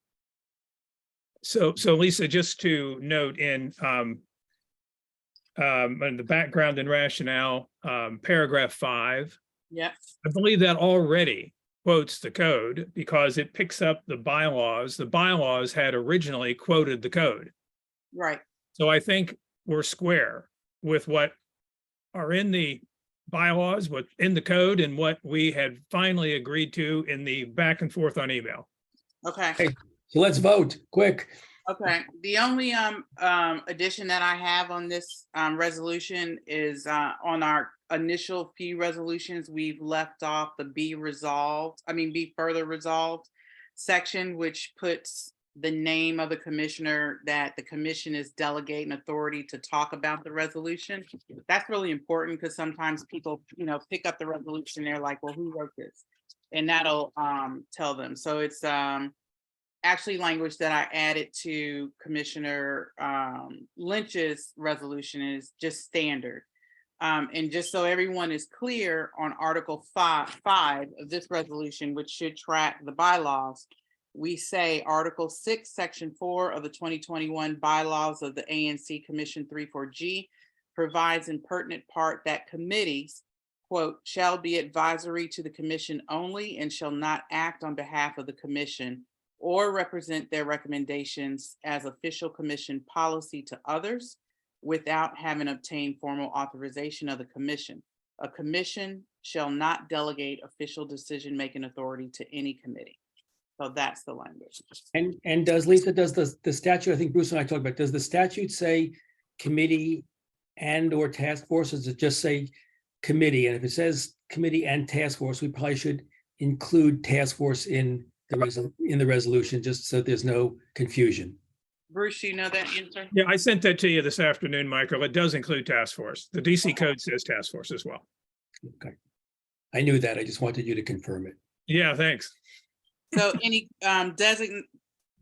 shall not delegate official decision-making authority to any committee or task force. Is that what the Correct. language says, Bruce? It says or? Yes. Okay. All right, I will accept that. And just for the general public's awareness, this is a clarifying resolution to the MOU that the ANC entered into with Maret, where we formed a task force to review and oversee, just to look at the conditions of the construction process once it begins. That ANC resolution was originally passed on February 28, 2022 with a vote of 7-0-0. And there was a section of that MOU that did not contain this language that is in our statute. So that's why we're clarifying it for the general public and for the task force members to make sure they understand that they are not allowed to make any decisions or recommendations for the ANC. That has to come through the ANC. Are there any further discussion, commissioners? Any community members that have any items on this to discuss? Please raise your hand. Okay, seeing none, I move that the ANC adopt the ANC 34G resolution support and clarification to the attachments to the resolution regarding proposed Maret School Sports Field BZA case number 20643 as amended. Do I have a second? I second. Any further discussion? All those in favor, raise your hand. Okay, 7-0. Thank you, commissioners. Okay, Commissioner Gosselin, you're up next with the Lights Out DC resolution. Right. This is a resolution that Zach and I have worked on. I think actually the agenda miscredits Peter Lynch. It simply offers our support to a voluntary international annual event in which during which people are encouraged to turn off all unnecessary lighting in hopes of giving us a better view of our universe than you can get in a heavily lighted city. The resolution, I can read the resolve, but the resolution I think is doubly important for this. The support is doubly important for this ANC because the issue of lighting and overlighting has been one this commission has dealt with for well over a decade, and including this group of incumbent commissioners who dealt with it several times in the last term. And it's an issue that's going to come up, I think, pretty vividly in this community as the city rolls out its new $309 million LED streetlight and alley lighting system, which it is already, I think, already rolling out in several of the wards, and which DDOT has said will reach our community in late summer, early fall. And it may have been all of our work over a decade, all of the work of people on the citizens lighting task force, including Laura Finizzi, a resident and activist in our community, may pay off. And it may be that this works really well, providing lighting that's important for safety, among other things, without too much lighting. But it's going to be an issue. It's likely to be an issue coming up. And so supporting the notion of this voluntary effort and getting DC involved in this voluntary effort seems to me a wise thing. Just to read the resolved, and then I don't know if Milt Roney, who's here and is associated with one of the organizations that is pushing this process, wants to speak briefly. But the resolve here is ANC 34G, believing that the district needs to address the issue of overlighting, calls for the city to participate in Lights Out Hour DC from 8:30 to 9:30 p.m. March 25th and in future years. And the second proposition is the commission encourages residents, businesses, and the district government to shut off or dim non-essential lighting during the hour and to study whether affected lights could be kept off or dimmed on a regular basis. Now, do you want me to, Milt, do you want to say anything or do we want to leave it at that? Well, I think you've said everything very well. The only thing I would add is that the benefits of better lighting are not only being able to see the sky better, but the health effects and the environmental effects as well, that I think probably members of this group already know, so I'm not going to repeat them all. Okay, do you want to refer us to any website or Darksky.org is the International Dark Sky Association website, and there's just a huge variety of materials available there. Okay, that's great. Why don't you put that in the chat if you could? Okay. Okay, so with that, I move that we put this on the floor and vote for it. Do I have a second? Second. Okay, all in favor? One point on discussion, Peter, is with this resolution as well, will you accept the friendly amendment for the further resolved, adding you and Commissioner Ferguson as a POCs for the resolution? Sure. And I also accept your edits, including that I get the right stationery. So I don't know how that happened. I think yours was right. Oh, yeah, sorry. There was no cut involved. I mean, man. Okay, with accepting that friendly amendment and with the stipulation that I'll accept all the edits that have already been given. All in favor of this resolution? 7-0. And this will help us see balloons in the sky better, right? Yeah, and there's so many, as it turns out.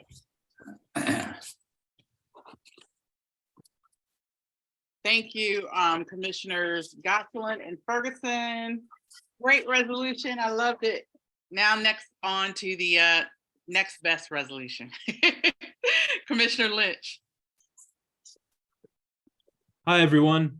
Thank you for this time. So I've just linked the resolution in the chat if anybody would like to look at it.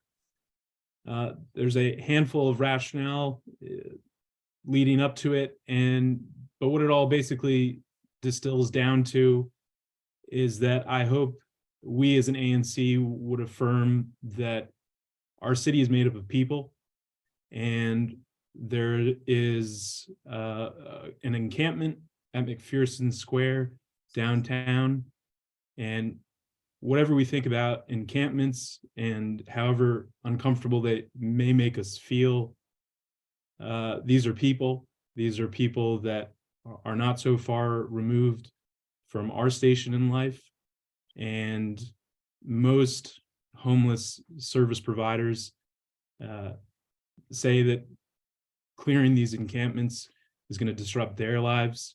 It's going to make the process for finding stable housing for them even harder. It sows distrust in people that have the opportunity to help them. And further, these evictions are happening in possibly some of the coldest months of the year. And I think we just can't stand stand by and see that happen. So we have if you look at the resolve, there is ANC 34G calls for the National Park Service to cease its eviction of unhoused neighbors at McPhearson Square during the winter months. ANC 34G calls for the district government to offer clear, timely, and dignified opportunities to be housed to each person within McPhearson Square. And ANC 34G. Yeah, I got it. Thanks. ANC 34G requests that the executive and the National Park Service partner with outreach organizations to mediate and offer solutions for the people residing at McPhearson Square, including but not limited to the voucher program. So there it is, and thank you for your consideration. Two hands from commissioners. Commissioner Gosselin, then Ferguson. Reverse. Zach had his hand up That's first. fine. Sure, I'll just explain quickly to the community. I'll be recusing myself from the discussion and the vote. My day job is a federal employee. This involves federal land and is aimed at a federal agency, so that's why I'll be recusing myself. Commissioner Gosselin. Okay, so I've told Peter L. that I'm going to, and all of you, that I'm going to support this resolution because I support all of the assertions about the peoplehood of people and our obligation to our fellow citizens.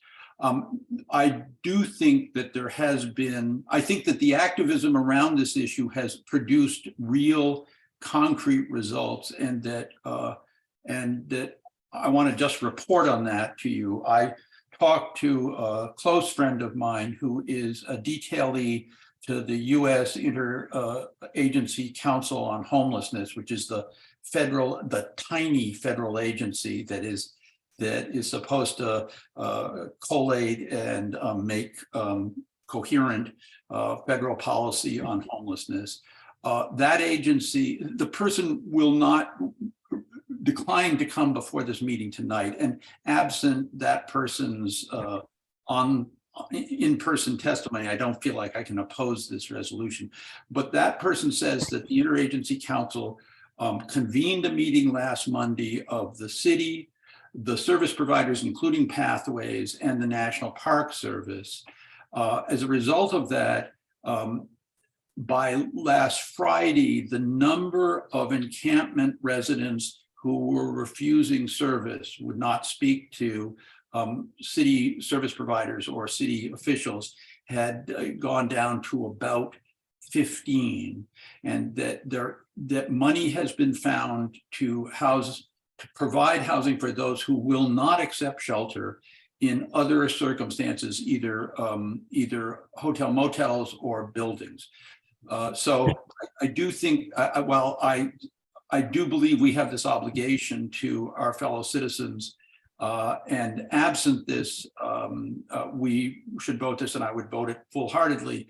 I do think that we've made progress on this, and that if this person were to have been able to speak on these issues about where we are, I'd be less inclined to support this, because I think the problem is solved. And I just, with one other thing with regard to this, my understanding from talking to this person is that this encampment has grown rapidly, has drug problems, and that there have been 3 deaths, at least one of them drug related, and that people using McPhearson Square subway or metro are finding other ways to get to their work, particularly the Veterans Affairs, which is right there.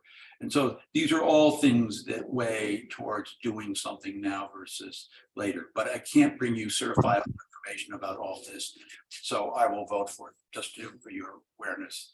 Thank you. So Commissioner Lynch, this is your portion of the meeting. Would you call the next commissioner that has their hand raised? Yeah, sure. Bruce. Yeah, I just wanted to ask if we'll go to any community comments in a moment, probably. I do have a constituent who wrote to me about this issue, and I don't know if he is on the call, but when that time comes, I want to call on him if he's available. Thanks. Sure.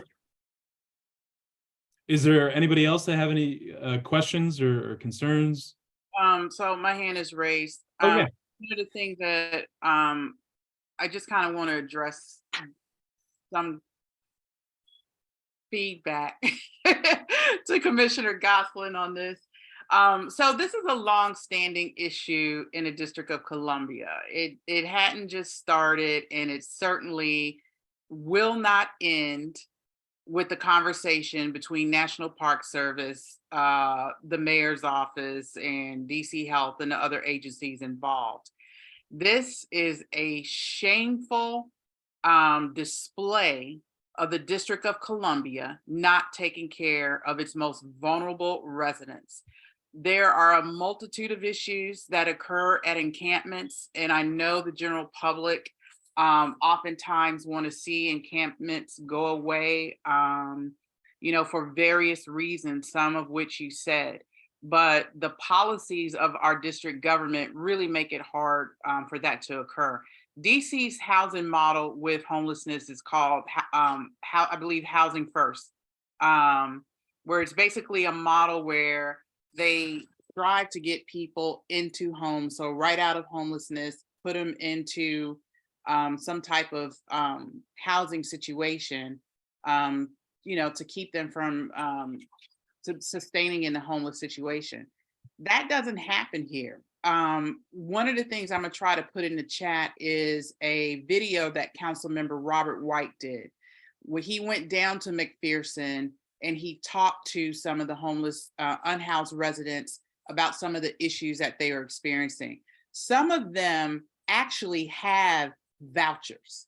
Some of them have housing vouchers, quite a few of them, but they can't put them to use because of the red tape in the system. And then you have a lot of individuals that don't have vouchers. So there's a myriad of issues that we have to fix. And I was, one of the very few people when I did my at-large race that said no to encampment evictions. I think there was only maybe me and somebody else. And one of the reasons is because of the poor way we handle this from the policy side. If we could get our policy straight, and one of the things I would love to see this ANC do at some point is follow up on this resolution with either performance oversight testimony and or budget oversight testimony, where we, expand on some of the issues that we're having in the city and, just keep Oh, thank you so much, Peter Lynch. Please, everybody, check out that video from Councilmember White, and it'll give you a little insight into why the eviction process is so troublesome prior to getting folks housed. And then once you evict people from encampments, they're being displaced all across the city. It's not solving the issue. They're going to go from one encampment to the other.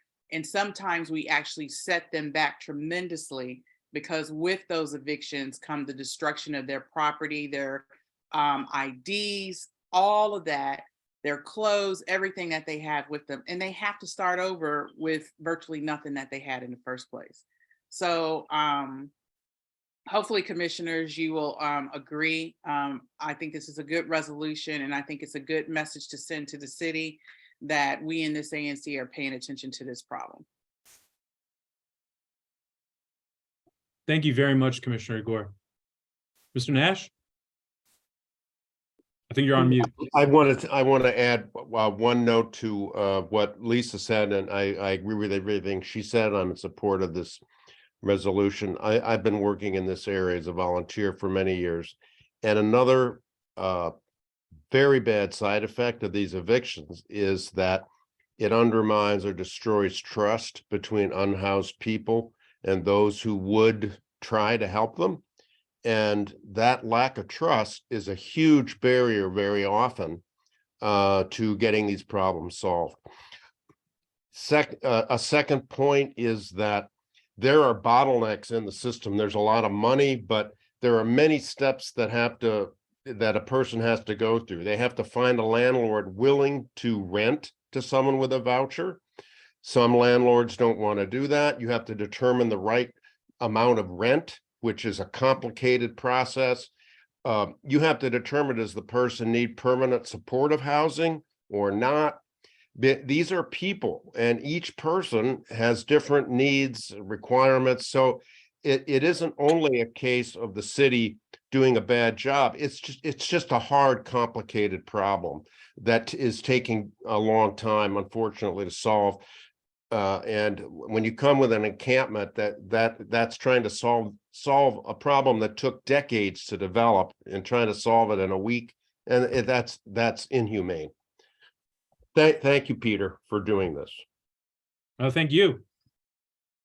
Is there any other questions? Commissioner Zeldin? Well, I just wanted to say one thing, because we've had this discussion around the bylaws which will come out, which is that, Peter, I'm very happy to have supported this, because I think this honors our oath to consider the best interests of the city as a whole. This is not something that is geographically located in our ANC, but it is geographically located in our city, and that's what our obligation is primarily. And so in the spirit of our oath, I'm very pleased to have had you put this forward and to support it. Thank you. Any other questions? Commissioner Sherman, has your neighbor come by? Well, no, he would be on the call. I can't see all of the people who are on. It's Jason Parrish. If Jason is with us tonight, he can be recognized. Otherwise, I'll read a brief excerpt from his email to me. Yeah, I don't see a Jason Parrish on the call, so. Yeah, well, let me then that's great. Thank you, Peter. Let me just honor his input that he sent me today. I won't read all of it, but I will read this paragraph in which he writes, apart from the draft resolution encouraging NPS, National Park Service, to defer clearing the camp, it would be great to hear more elected officials speak to address the real problem. There is a serious process issue with getting folks approved for vouchers and then connecting with housing. There's no reason this should take months or years, as Councilmember Robert White suggested last week. We also need to do a much better job getting some of these folks mental health services. So I just wanted to acknowledge a constituent here in my single member district who wrote to me in support of this, and to acknowledge his contribution. Thank you very much, Commissioner Sherman. And I think the last part of the resolution speaks to that a little bit in asking the Park Service and the executive to partner with agencies and organizations to get these folks decent housing. Are there any other community comments?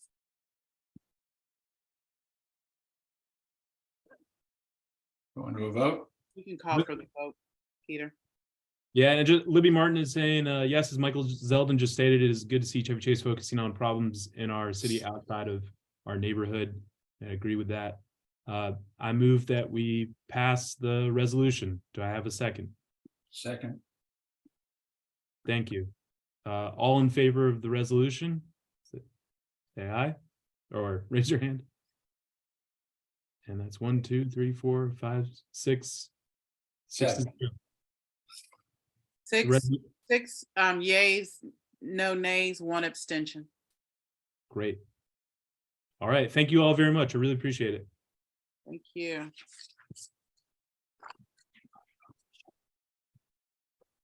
Okay, ANC bylaws. Whew. Are we ready? All right, I'm going to go through these as quick as possible. I know where we're probably going to get hung up on. And we'll take each section and vote section by section. I'm assuming all the commissioners are okay with the change, the very simple changes like changing the date on the front. No issue should be with that, as well as changing the date on page 3. As well as the boundaries. Yeah. So the first vote will be on Article 1 under name, second paragraph for boundaries. Are there any questions on the boundaries, commissioners? I took it right off of the council legislation for the ward redistricting. Okay, seeing that, I move that we accept the Article 1 amendments. I second. All those in favor, raise your hand. Okay, 7-0 on that. Moving on to Article 2. Duties and responsibilities under Section 1.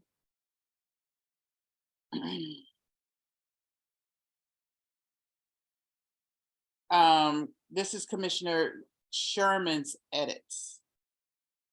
Bruce, do you have your suggested changes out and ready? Well, my edits were in there originally, correct? So they're in there already. I don't have any further edits to this, to Section 1. I understand. You had the majority of edits in this section. So you'll have to give a little background to the commission of your rationale for why this needs to be changed. Under Section 1, I'm sorry. Sorry. Under Section 1,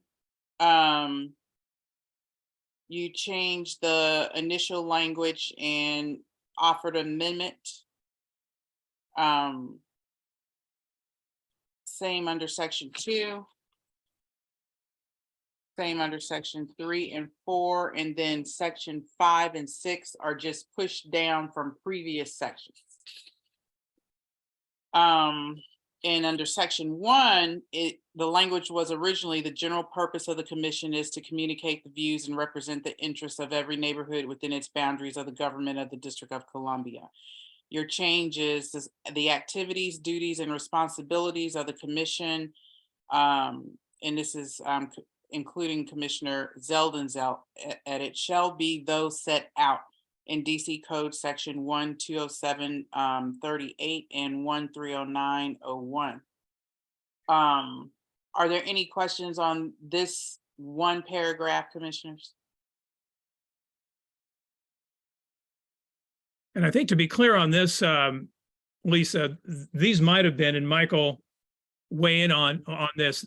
This might have been your suggested language in Section 1. Whose? Well, I guess where I'm confused, and I don't know whose language it is. This is Bruce's language. No, right, but the original Section 2 is now the proposed new Section 1. Right. So I'm not sure what difference it makes. Well, that's why I'm asking to kind of explain, if you can kind of explain your rationale why you're switching, because this section here, as Commissioner Zeldin rightfully points out, is just a switch from language that we already had. Right. So I guess the question is, why do you want to switch it? Why do you want to switch it? Right. So the idea was that we would recognize the authorities that we have in DC Code and have that be the first statement under duties and responsibilities, and then proceed down from that. So it's the overarching authority that we have in the code. And then from there, you proceed into more specific statements of the duties and responsibilities of the commission. So that's the general logic, Lisa. Okay. So, there's. And Lisa, so since Bruce and I have been going back and forth on this more than anybody else, that's fine with me if we start with the black letter law of the DC Code and say that's our first thing, and then Section 2 is the only place where I think there's an issue, because Section 3 is just a recitation of the code also. Am I not right, Bruce? In Section 3, is that this specifically the commission is to advise the council of the District of Columbia? That's right out of the code. Right. And we should probably add the code section if it is not within 102.7.38, 1039.01. If we're just elaborating on what's in there, I'm not sure that we need to do that. Okay, let's start, Michael, with section 1. Okay, well, if you're asking my opinion, if we're just flipping the location of section 1 and 2, because section 1 is the first statement of what our duties and responsibilities are, it's fine with me to flip the order of these things. Okay. Commissioner Sherman, do you accept Commissioner Zeldin's friendly amendments? He added before activities, the word specific, after commission shall be, and after those set out. Yes. Okay. Any discussion on this section 1, commissioners? Okay. All those in favor of section 1? I move that we adopt section 1. Is there a second? All those in favor? Okay, 7-0. All right, Bruce, move to section 2, please. Right. So section 2 was to identify the general purpose of the commission that is reflected in statute, and to add the lines concerning prioritizing the neighborhood, the meetings and meetings, deliberations and recommendations, the concerns and views of the constituents. We have various amendments that are proposed to that, which we can go through, Lisa, however you would like. There is also, at the same time, as you know well, the back and forth that we had that Michael then provided language asking, does this work at the end of the day, Michael? And I believe there was consensus as to that language today. So I'm looking at your email from earlier today. Okay, so my question on this is are we substituting what in section 2 are we taking out, Bruce? Because I am not voting in favor of the sentence where you say the commission shall thus prioritize in its meetings. Right. Are we striking that? There were amendments to that, right? So you would consider those amendments. My only point is that in addition to the amendments that have been proposed, that you also proposed, amendments to Michael's amendment, there's language that was worked by Michael that applies to this section. I understand that. Yeah. I want to make sure I'm voting clearly, because I don't know if Michael's language is going to be tacked on to the end of that sentence, because it's really important when you're doing bylaws that you kind of see the strikeouts. So what exactly are we amending in that paragraph, and what are we adding? Right. So let me read, if you will, the suggestion by Michael that would, as I understand it, constitute the entirety of section 2. Okay. Okay. So you're saying you're striking out you really don't have to read that. Okay. Well, I don't know that everybody, it's not in the bylaws in the revisions that are in front of everybody. Okay, Right. just to be clear. And Michael, this is your language, so you could read it yourself. I don't mean to, take your language. It doesn't matter. This is my email from 3:16 a.m. this morning. Right. So just so we understand, we're striking the Sherman language that exists in the track change document that has circulated to us. Right. So That is crucial. That is crucial to me. Are we striking that, Bruce? Well, we're striking that in consideration of what is here. We haven't decided what replaces it yet, right? I just want to be clear that we're striking it. Are we striking it? That's what Peter, that's your repeat. Oh, I know, but I know we didn't get an answer. No, I mean, do I decide if we strike it? This is Yes, actually, Bruce, you do. Okay, You so propose. let me just hang on, commissioners. Bruce, you can make this go a lot faster for us by accepting the friendly amendment. You can, since it's your amendment, you have the authority to say, I strike my language and I accept Michael's, and then we can move on, if that is what you want to do. okay. But just to be clear, there is in the revision here, the revised draft, there are other friendly amendments that preceded Michael's from early this morning. And So that how you want to handle these? That was mine. I'm willing to take mine off the table. Okay, so we would take all of the above off the table and then look at Michael's language. Yes. Okay. That's fine. And, okay. Michael, can you read your language? Yes, I can. Would you like me to? Yes, please, sir. And the first two these are, just to be clear, that which I'm reading is out of the DC code or the regulations governing it. This is not language that I've created. I've just taken it verbatim from the statutes and regulations that govern our conduct. So the first paragraph says, as is established in the code, that the ANCs were established to bring government closer to the people and to bring the people closer to the government. That's paragraph 1. Okay. The second paragraph, which again is in the regulations that govern our behavior, it says the ANC's main job is to be their neighborhood's official voice in advising the district government and federal agencies on matters that affect their neighborhood.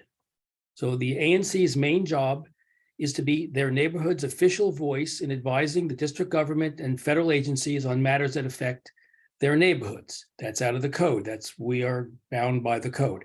Then I added ANC commissioners swear an oath of office to support and defend the United States and to perform such duties as may be assigned as a member of the commission to the best of our ability without fear or favor, and to exercise, it says there, but it should be our best judgment, considering each matter before them from the viewpoint of the best interest of the District of Columbia as a whole. So what I'm trying to say here in setting it up this way is that we've got a statutory obligation to be the voice, the official voice of our neighborhood, and we have a sworn oath to consider our those issues that come before us from the viewpoint of the best interests of the District of Columbia as a whole. So what I'm trying to say there is you have to balance the main job of the neighborhood official voice with our continuing obligation under our oath to do so from the viewpoint of the best interest of the District of Columbia as a whole. So that's what I'm trying to set up. So that we can't be necessarily parochial in our point of view. We have to, in forming a point of view, take the viewpoint of what is in the best interest of the District of Columbia as a whole. Got it. Commissioner Sherman, do you accept Commissioner Zeldin's friendly amendment? With the following caveat, which we exchanged emails on. The viewpoint of the best interest of the District of Columbia as a whole is subject to interpretation. I respect Michael's interpretation of what that means for him, and I've outlined what it means for me, provided that we are flexible and not doctrinaire in how we approach this language. I'm fine with it. What I would not want to see is that, as I indicated previously today, it be used as any kind of litmus test for any one commissioner's vote on any particular issue. Okay, so are there any language? So what I'm asking you, are there any language changes to Commissioner Zeldin's motion that you have? No, provided that we have this understanding as I just expressed it. Okay, so that's just a general understanding of the folks. That's not language that you're adding to his motion. Right. I've explained how I interpret this to all of you. You understand how I see this. I don't need to repeat it here necessarily. So, yeah. Fine. Right. Everybody's going to have their interpretation on this. Let me go to Commissioner Gosselin. I'd just like to say two things. If we were dealing with the business of being a commission trying to represent this community, the matter of bylaw litmus tests would be non-existent because it isn't important and it does not the business of our community, what we should be doing, doesn't turn on this, and we would never focus on it. That is simply a reality. With regard to Bruce's interpretation, I personally believe that in a straight jump ball between community interests and city interests, our obligation under our oath is to the city. But I'll tell you, Bruce, if we just get on with the business of our community, this isn't going to be an issue. And for the life of me, I do not understand how we could have devoted, for the life of me, I do not understand, but for you, Bruce, how we could have devoted this much time and this much energy to a non-issue. Thank you. Okay. I'm happy to respond to that whenever is appropriate. You can respond. Can't we just leave it? Can't we just leave it lie? I mean, Well, I think hang on a minute, Michael. I mean, in fairness, he has a right to respond, and then we had enough rounds. We'll call for the vote. I think it's critically important to recognize, as I've indicated to all of you, obviously, in a number of different emails, my reading of the code, my reading of the guidance at the OANC website, my reading of the handbook, and as you know, the questions I put to the head of the OANC, Kent Bays, during the new commissioner's orientation, all to try to do my very best to understand exactly the purpose of the ANCs, the mission of the ANCs. And I come back every single time I do that to the centrality of the neighborhood, being the neighborhood voice. And I think it is important because in this previous election campaign, this was an issue that came up many, many times in terms of, are we going to listen to the neighborhood? Are we going to respect the neighborhood voice?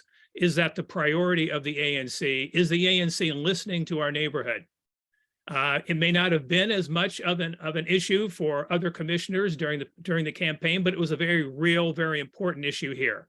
So I come out of that experience of hearing that and having the constituents in this neighborhood of ours here, SMD 02, speak to that repeatedly. So that's in part so you understand where I come from on this and why I find it to be very important. I think it is the case as well that it is possible, I believe, to do what's in the best interest of the city by doing what's in the best interest of our community, as I've expressed to you. And I think that is a fair reading of what that means. So that was and I found the conversation, the back and forth, Peter Gosselin, to be helpful. We're here, obviously, all of us trying to understand our roles and responsibilities.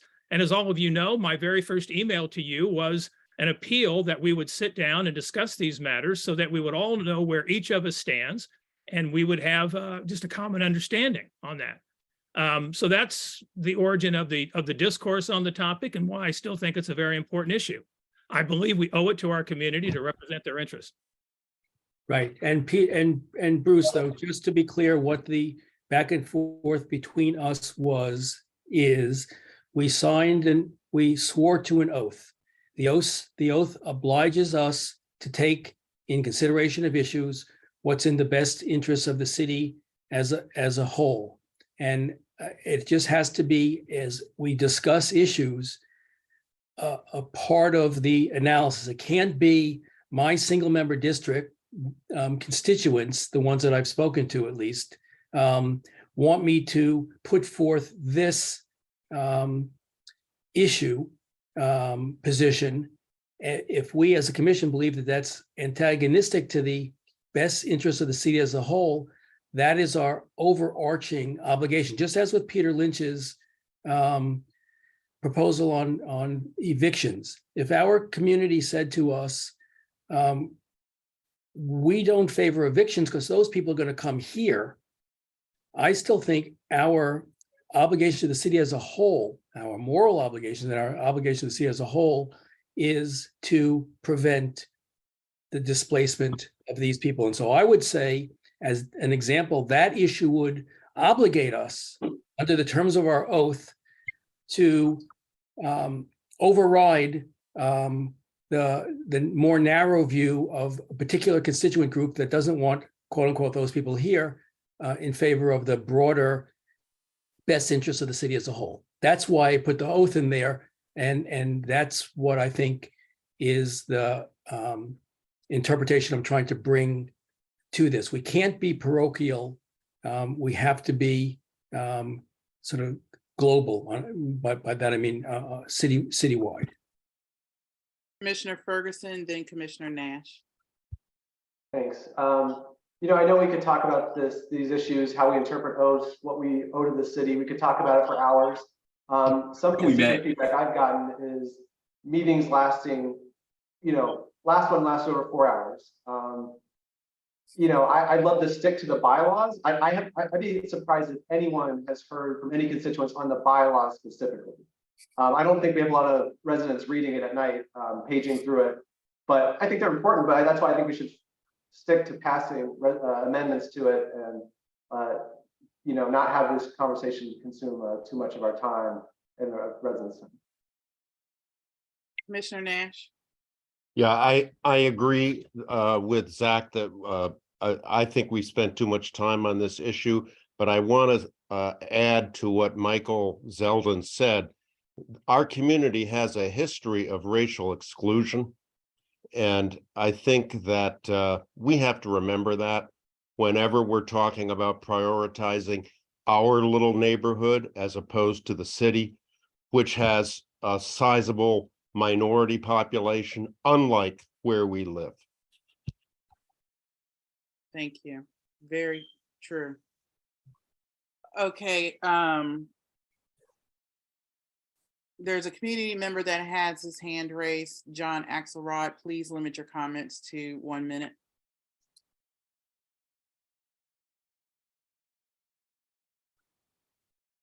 John?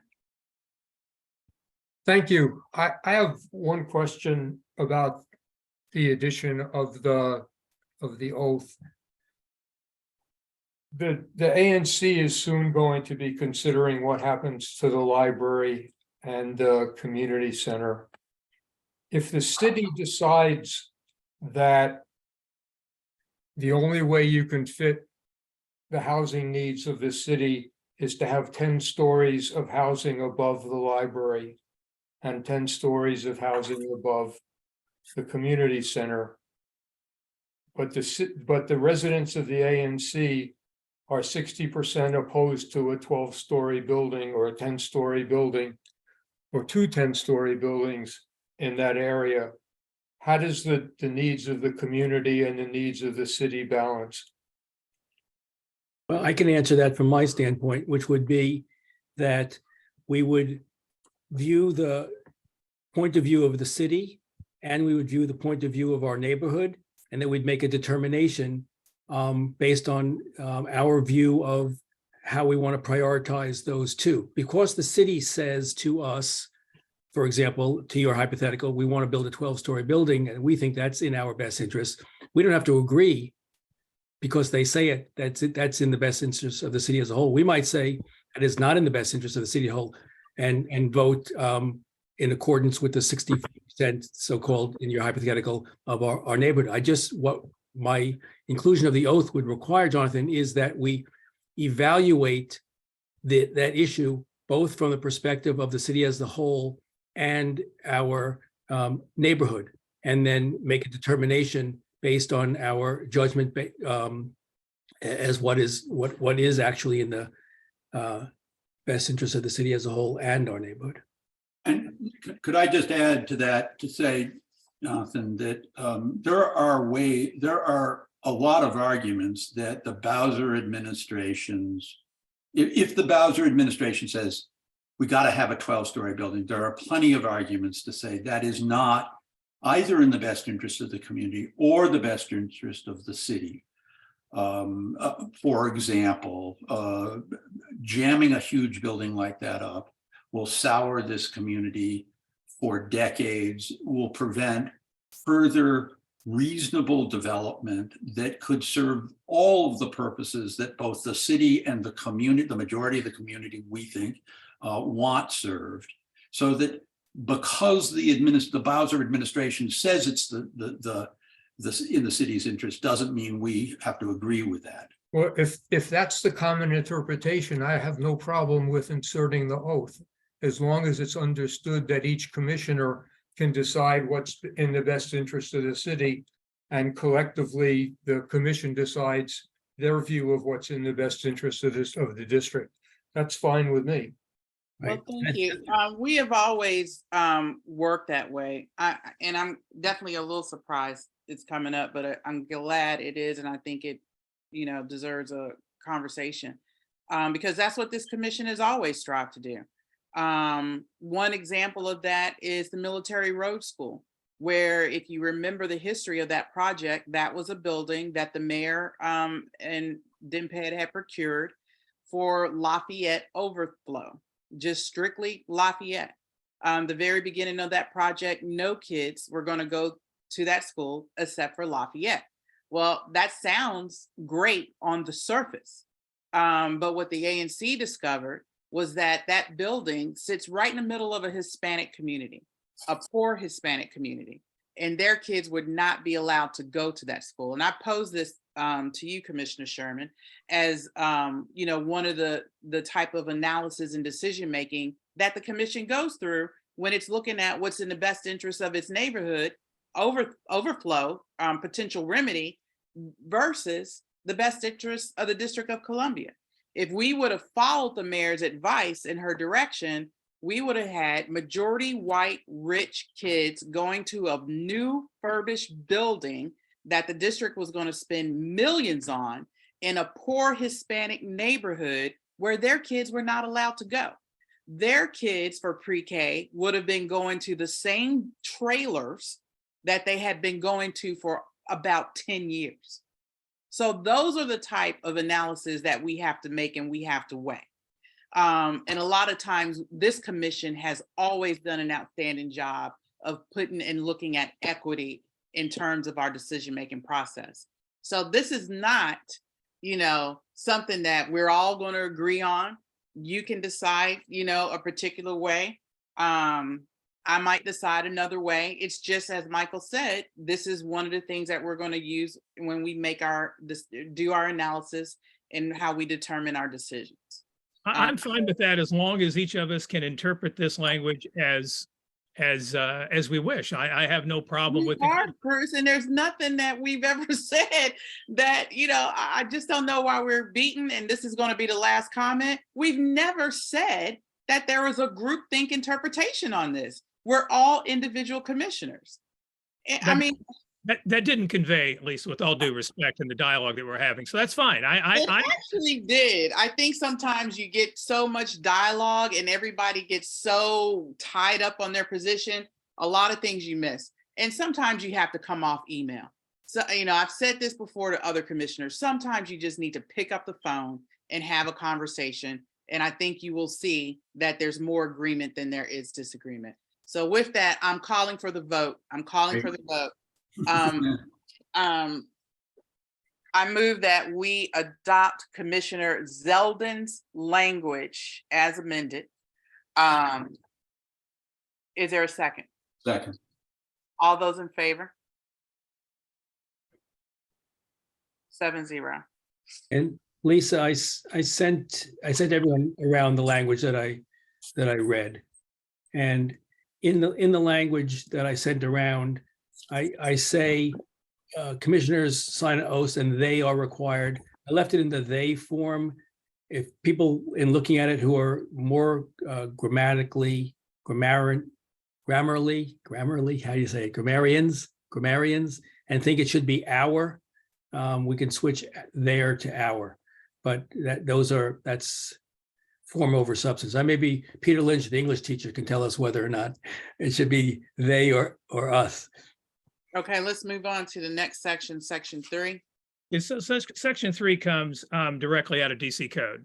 This is not any language that I added myself, and it is, I think, fairly straightforward. It's been in, I think, previous bylaws, or there have been iterations of this that have circulated. So no further comment on this. Commissioners, any comment? Any discussion? Okay, I move that we adopt section 3 as proposed by Commissioner Sherman. Is there a second? Second. All those in favor, show your hand. 7-0. Bruce, Okay. this language, I'm sorry, this language in section 3 is the language that's contained in the code of that we recited in section 1. It's just the blowout of language from within those two sections, right? Yeah, and that's been customary in bylaws previously that there would be sort of kind of expansions of. No, that's fine. I just want That's that's what it is. just, I'm just making clear to everybody else, since you and I did most of the talking around this, Yeah. that's just the blowout of languages in 102.38 and 109.01. Right. And the same thing is going to be true in section 4. Section 4 is different though, and it's new to the bylaws. Okay, Bruce, let's Yeah. try to get this on track. Bruce, can you go on section 4, please? Yep. So section 4 is something that I discovered in looking at DC code that I did not see in previous iterations of the bylaws in terms of a statutory responsibility for ANCs. The language comes directly out of DC code. It's not my language. So it is there for the commissioners to review. And I mean, I assume that because it's in DC code, we are duty bound to honor it. How we go about fulfilling it then becomes another issue. Commissioners, any comments on this? Commissioner Zeldin, then Ferguson. Bruce, I sent to you, I think, I'm looking for it on my emails, but did I not send something in brackets at the end of this as a proposal, a friendly amendment proposal to it, where I say, anticipating one of the other comments that was received on the email, that we shall monitor and file complaints with the District of Columbia. And I think I put brackets as we deem appropriate. So just to make sure that every single complaint that we receive, we don't have to turn around and file comments with the District of Columbia, that we have the discretion to determine which of the complaints that we're monitoring merit comment to the district government or council. So do you see that? I don't remember that, but I understand what you're proposing. I suppose the only consideration here is amending DC code. But Bruce, I thought your position was that we got to interpret these things as we saw fit, as in the best interest of both the community and the city. Isn't this we're just saying with Michael's language that we're going to practice what we just said that is our right to do? Well, I was referring to law as opposed to something that wasn't law, Peter, but certainly if Michael's proposing that, we can consider it. Yeah, I mean, we could have the black letter law as you've written it, and then we could put a new paragraph, so we're not changing the DC code, to say the commission shall undertake this obligation as it determines to be as appropriate, or shall exercise its judgment as appropriate, or something like that, which I think is implied that we have to exercise judgment on these things. I just didn't want someone to read our bylaws and say, hey, look, I've been complaining to you about something and you're not doing anything about it, and what us not having something which says yes, but our bylaws allow us at least to exercise our discretion in determining which of these things we'll put forward. That's all I'm trying to do, is give I understand. us some leeway. Yeah. So let me intervene on this one. Commissioner Sherman, Commissioner Zeldin has offered you a friendly amendment. Do you accept it? Yes.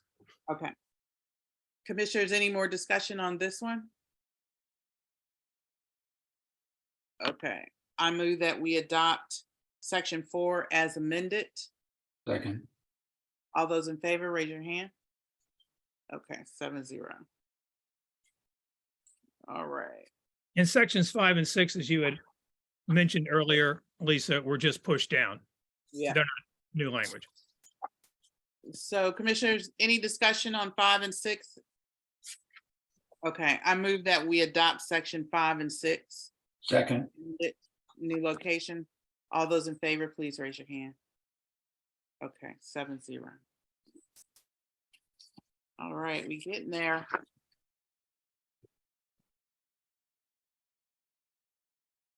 All right, so we're at Article 4, Section 2. And the language there is mine, where I deleted to count ballots and in its place added or other person who has not been nominated for election to conduct the election. So the language is the election of officers shall take place in January of each year. The election of officers, the commission for elections of officers, the commission shall nominate a non-commissioner or other person who has not been nominated for election to conduct the election. This will just help us in the event that you cannot find someone outside of the commission. So with our last election, we had Commissioner Speck, former Commissioner Speck conduct the election. This will allow us to say, have Commissioner Zeldin conduct the election. So it just gives the commission a little bit more leeway. Any discussion on this? So I move we adopt section 2 of Article 4. second, All those in favor, raise your hand. I need hand raises. Thank you. 7-0.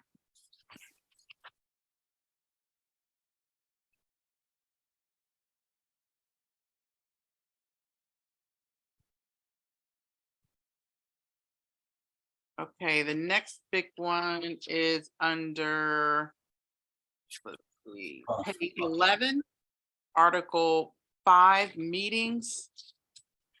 And this is section 5, committee task force meetings. So Michael, this is me and you.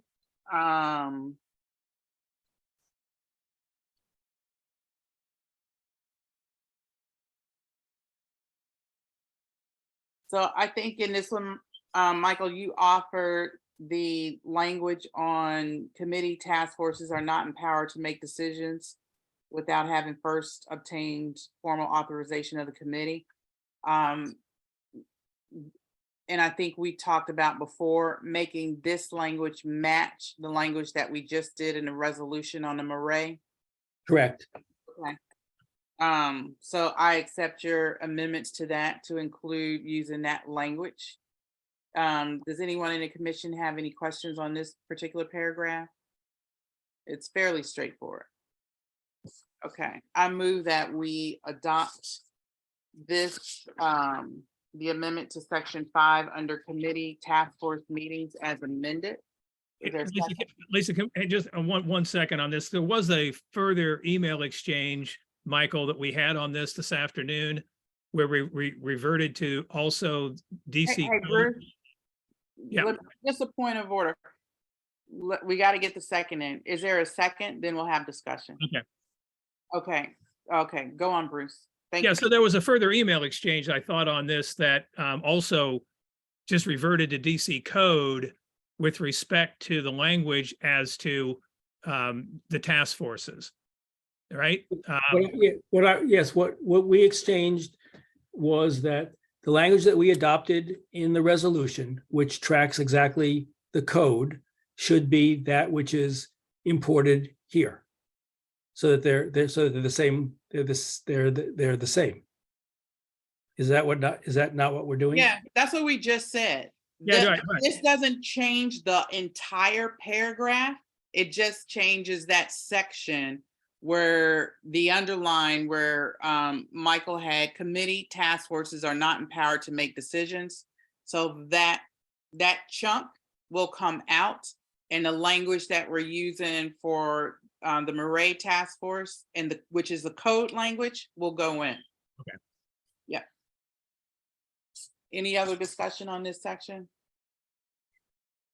Okay, I'm call for the vote. We already moved it in. All those in favor, raise your hand. 7-0. And Lisa, I sent around to everybody the language that we discussed a few minutes ago, where it says that we shall monitor complaints. I sent that around so that you have the language that Bruce and I exchanged emails on. Although I set it up, Bruce, now as a separate paragraph, so as not to appear as if we're amending the DC code. Got it. Okay, commissioners, to speed this up, the remaining suggested changes are, I would suggest that we pass them with one motion, because they're non-controversial. They never came up in discussion.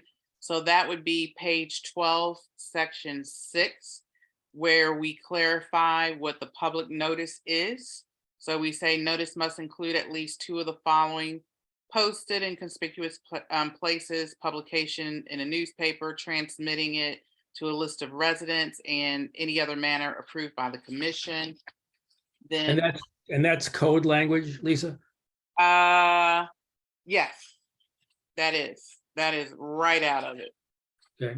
And then on page 16, I'm withdrawing, so there's no vote on this, but just to let you guys know, I sent this around on section 14.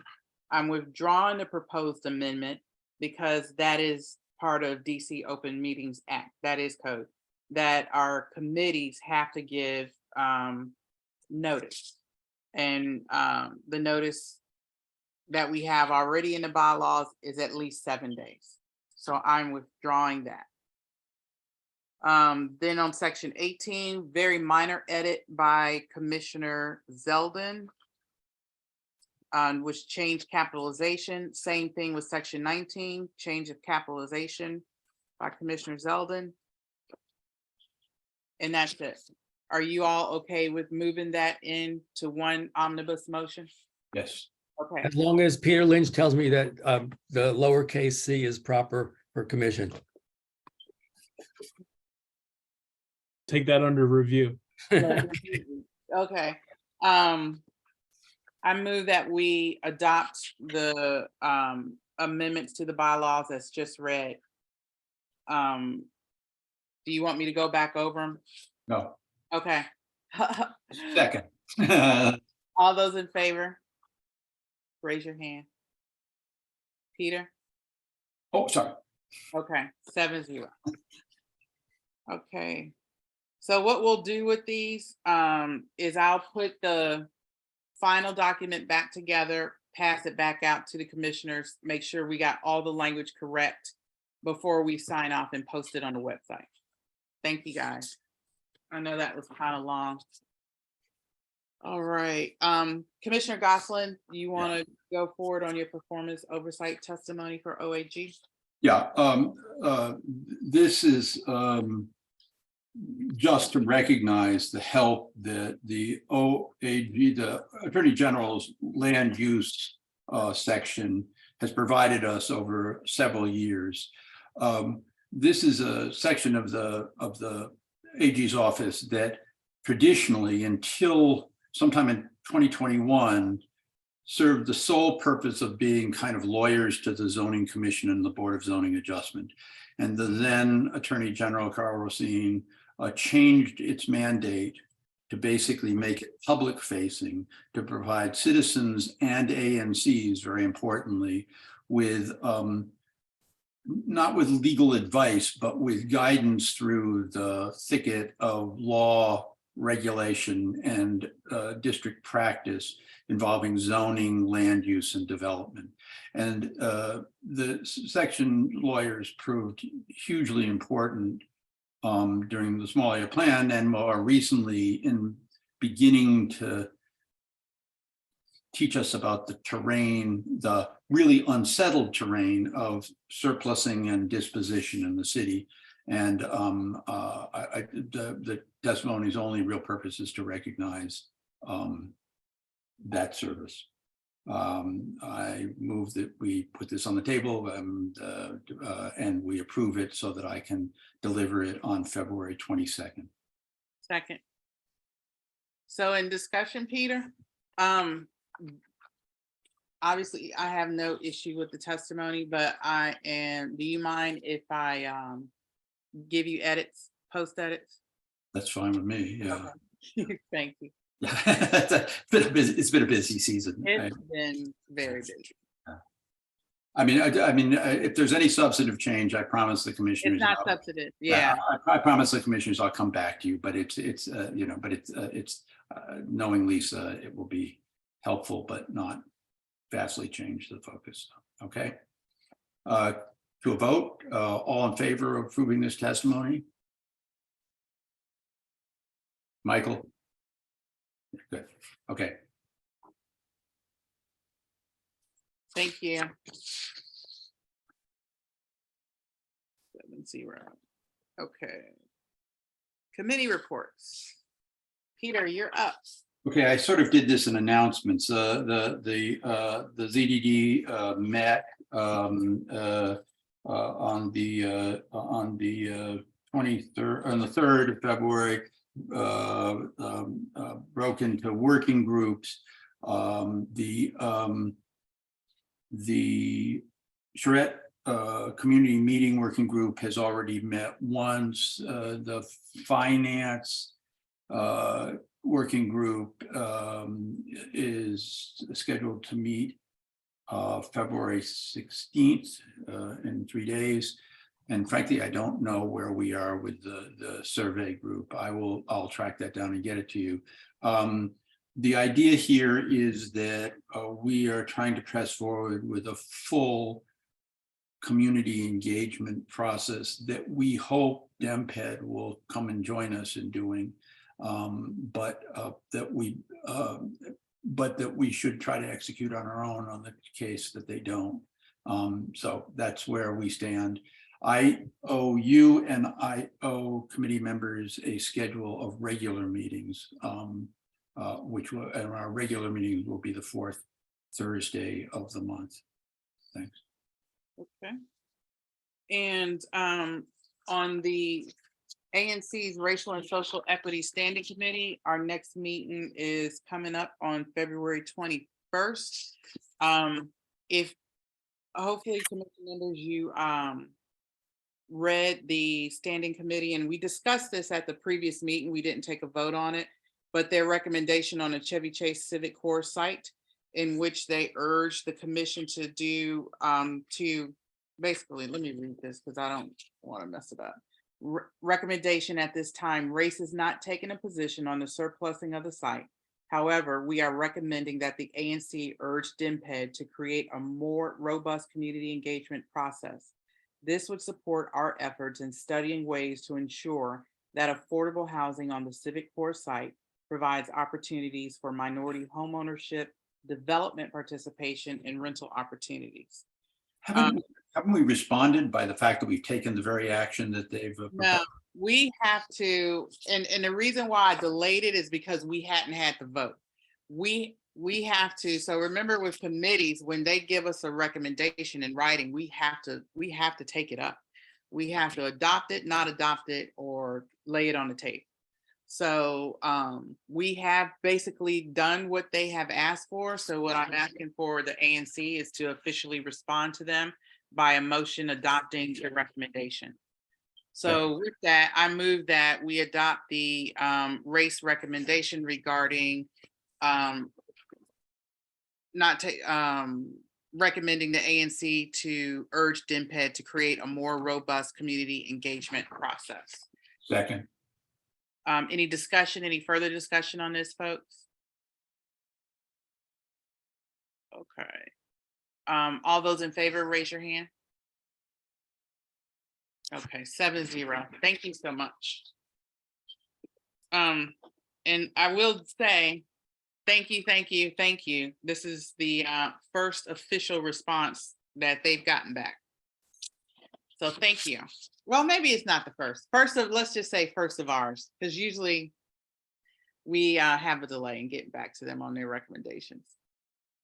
So the next committee is Maret Project Task Force. I know Jenny Backus is here. Jenny, did you want to give this update? Sure, it's very Okay. good. Thank you. we're having a meeting on Wednesday night at 7 p.m. In the chat is our RSVP form. We'll also post a Zoom link when we get closer, maybe on the listserv on Wednesday morning. But the reason why we have the RSVP form is because we definitely want to track where questions are coming from and just understand a little bit more about how to get back in touch in case we have complex questions. The commission takes questions. There's also an opportunity to post your question in the RSVP form or just email it to ANC fieldtf@gmail.com. That I'll put that in the chat too. We're meeting at 7. We will have our kind of standard basic agenda, which is to get an update from the ECC and Maret on construction. We've asked them, even though it's not under our official remit, the tree removal, we, in the interest of community questions, we've asked them to give an update on that. And we also are going to talk a little bit about, as mandated in the MOU, which following all the talk today, I think we're still fine to come up with a framework that we're going to operate under once construction starts. So we've started to do some drafts of that. We're not anywhere near having anything to present, but just want to sort of talk about the areas that we're looking at that we extrapolated from the MOU. And then we'll take questions from the public. Our meetings run an hour. My co-chair is Michael Osborne. He chaired the last meeting. I'll chair this meeting. We've got our Zoom link working, so we will be able to record the meeting. We will take pictures of the chat, and we will follow all the ways that you started. So that's our update. Thank you so much, Jenny. No You guys got problem. any questions for Jenny? For those Okay. members, so we have Commissioners Nash and Sherman. I will send you the Zoom link as well. We'll probably run it like how Lisa ran this meeting, but we will just get everyone, all the commissioners get on 5 minutes early just to get, all the members to get on to get organized. So I will send you guys notes about that tomorrow morning. Thank you. Thank you. Moving on to commission business. Peter, I know you had been helping Jim with the minutes. I don't know who's taking this portion. I am. So you have what I hope is the final chapter of my time as secretary. The final 2 chapters. You have minutes for January 9th and January 23rd. I haven't taken edits, but I will, assuming they're not substantive. I ask you to approve these minutes so that we can get them up and satisfy the Did you see my edits? Yes, I'm sorry. I saw you have edits for 9. Did you have edits for 23? Yep. Okay, I will take Lisa's edits and yours if you have them, as long as they're not substantive. With that, I move that we approve the minutes for January 9th and the 23rd. Second. All in favor? Okay. Okay. Commissioner Ferguson. Thanks. So just a quick treasurer's report. January last month was pretty uneventful. Our ending balance is $43,824.51. We have a check payment for this meeting. And I want to group it together with, we previously approved Zoom expenditure. We're using Zoom right now. We moved to a much lower cost plan. We're not in webinar modes where we're getting a much greater savings, but we approved that. So I want to list the cost of that. It was $158.89 for the Zoom expense. And then the reimbursement we have is for Lisa Gore for the MailChimp. She does the listservs newsletter. That's $28.09.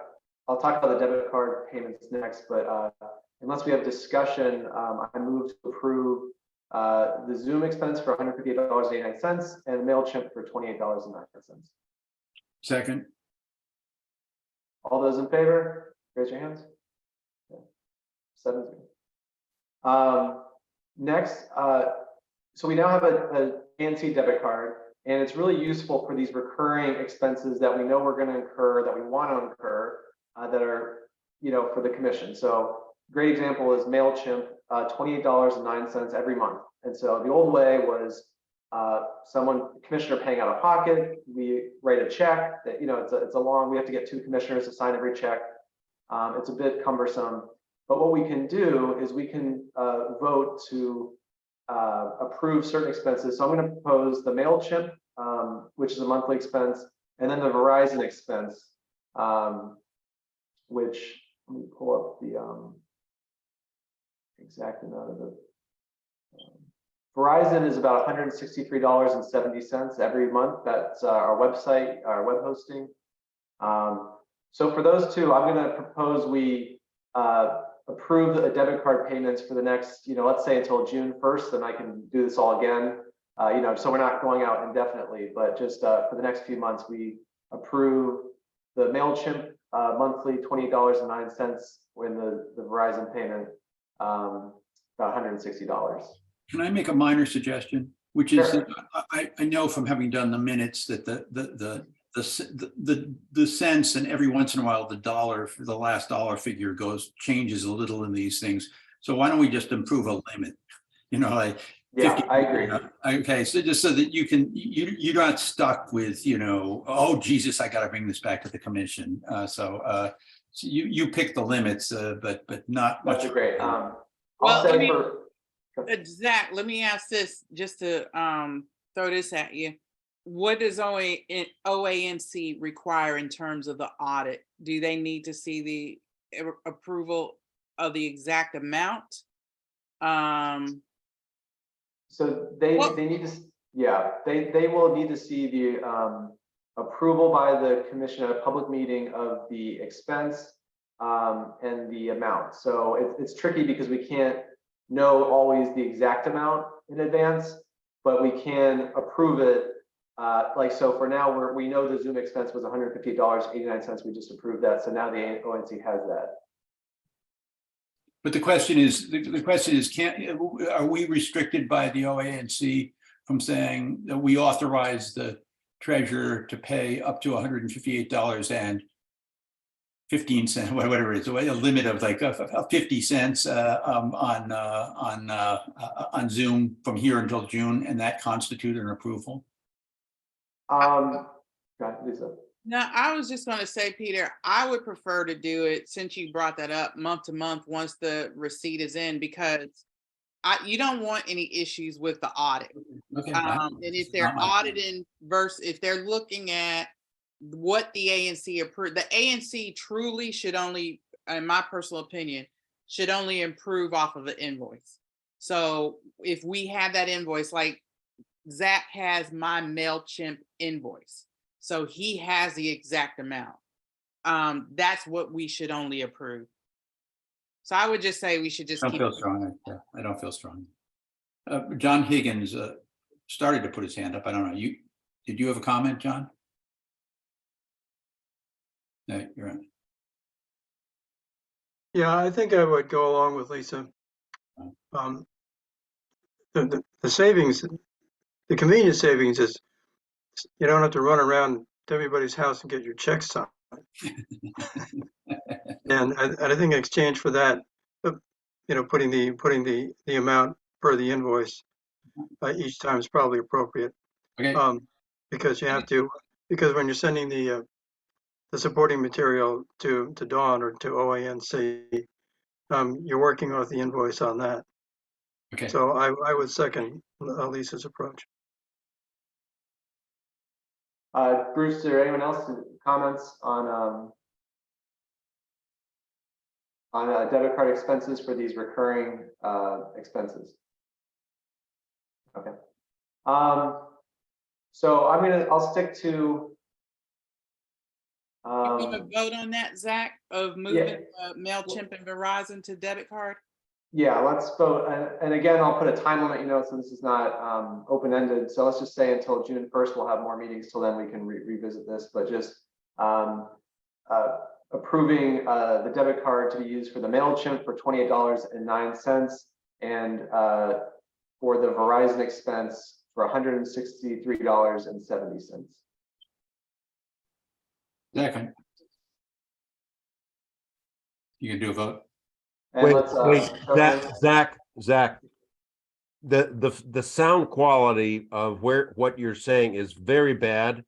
So say these amounts very slowly and clearly for me, please. Sure. MailChimp is $28.09. $28.09. Yeah. And Verizon is what? $163.70. I'm going to put it in the chat just as well. Send it to Jim. Yeah. John Higgins looks so rested.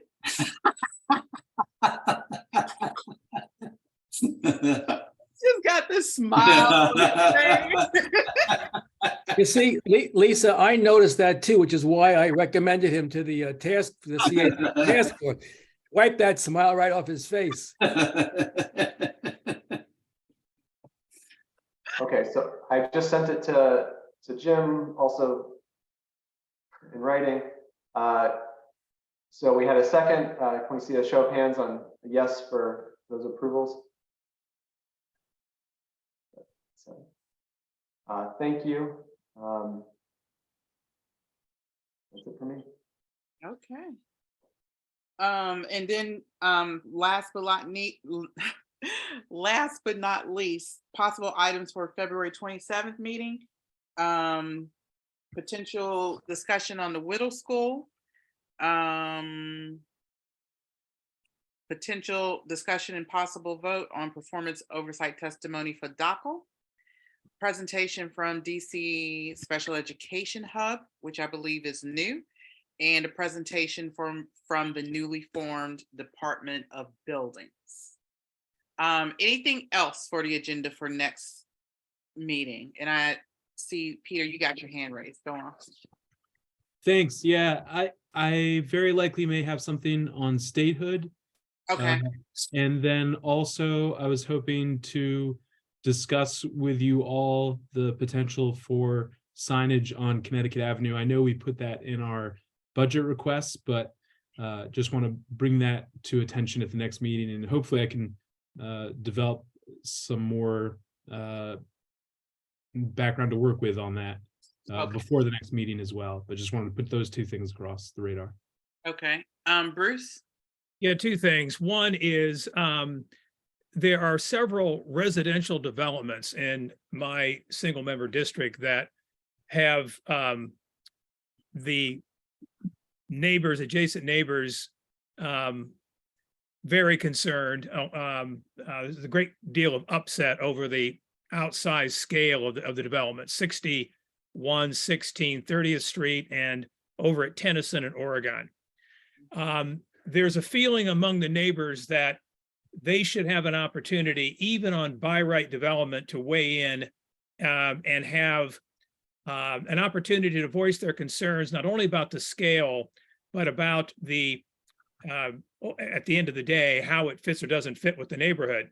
And so I'd like to, don't know how to go about this. I'm open to suggestion, but I want to be responsive to these concerns and have discussion around what neighbors' rights are, what they can do, what they can't do, and to provide an opportunity for them to be heard on this. That's one issue. Another issue is, and this is maybe not something we put on the agenda, although I don't know if we need to put it out there and have some conversation around it. I would like to move forward, if it's possible, on hosting open listening sessions by the commission. I've offered myself before to do those. I'm happy to make that work. I don't know, Lisa, if that's something we need to put on the agenda and have the public comment on, or if we just do it. I don't know how you'd like to handle that or what's appropriate. But I'd like to see us go to that and start that as soon as we can. Okay. I think last time I talked to Commissioner Gosselin, we were going to look at trying to see what dates were available for the Lafayette. I think that's our first step, Bruce, is to see what dates we have coming up that we could grab the Lafayette rec. That's where we were thinking of having them. Okay.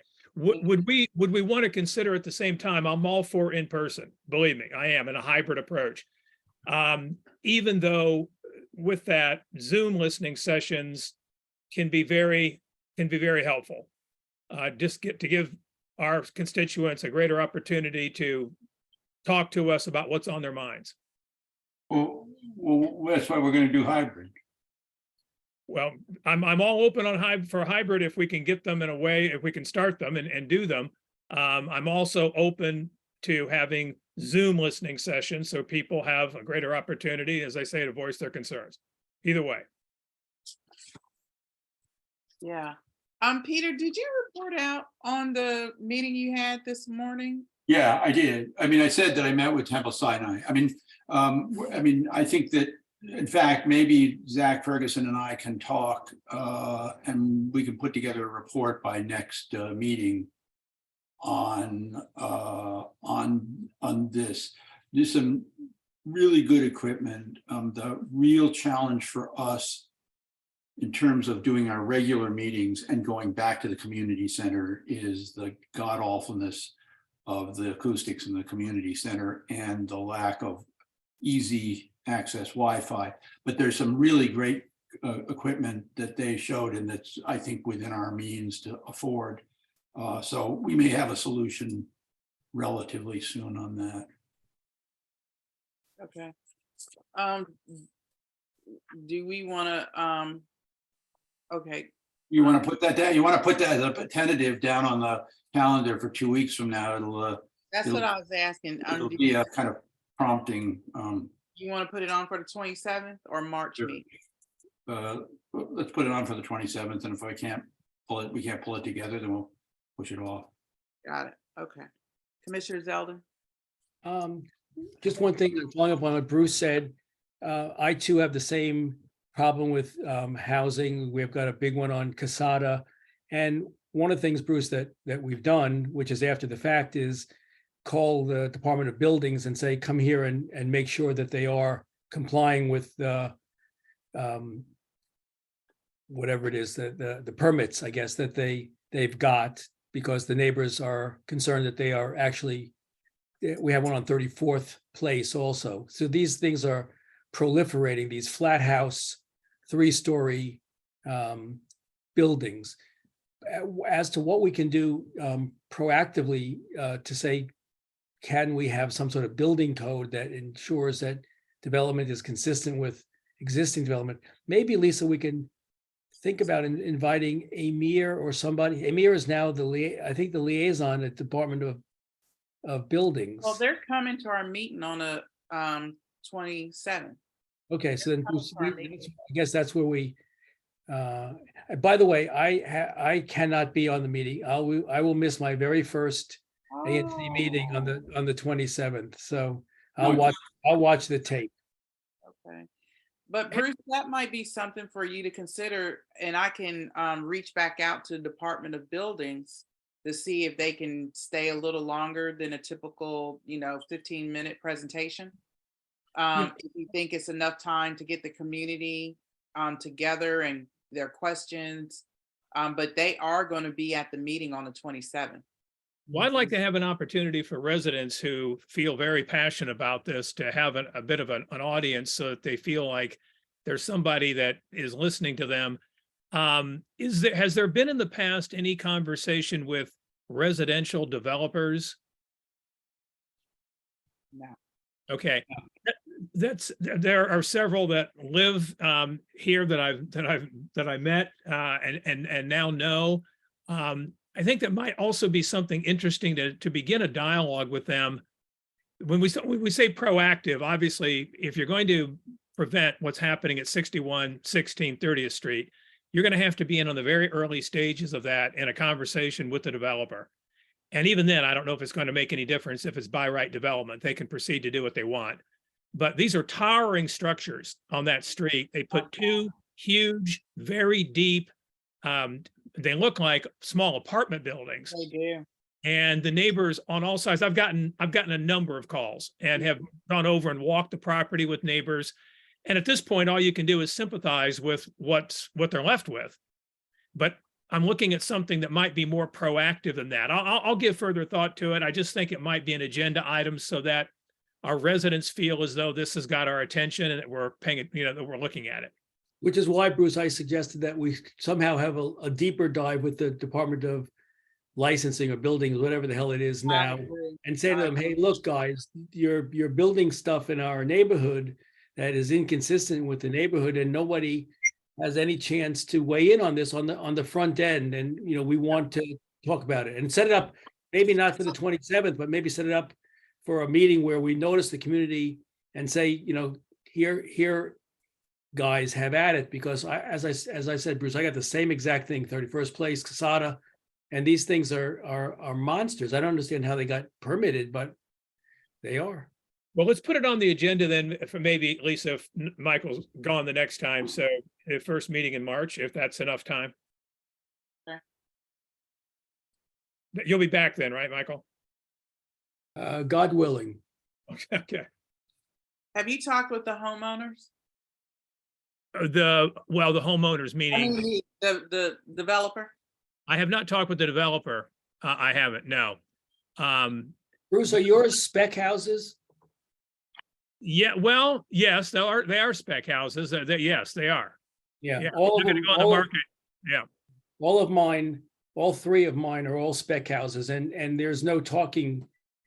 Remember, Lisa, we had this, remember where that guy built was covering over the paper road? Yeah.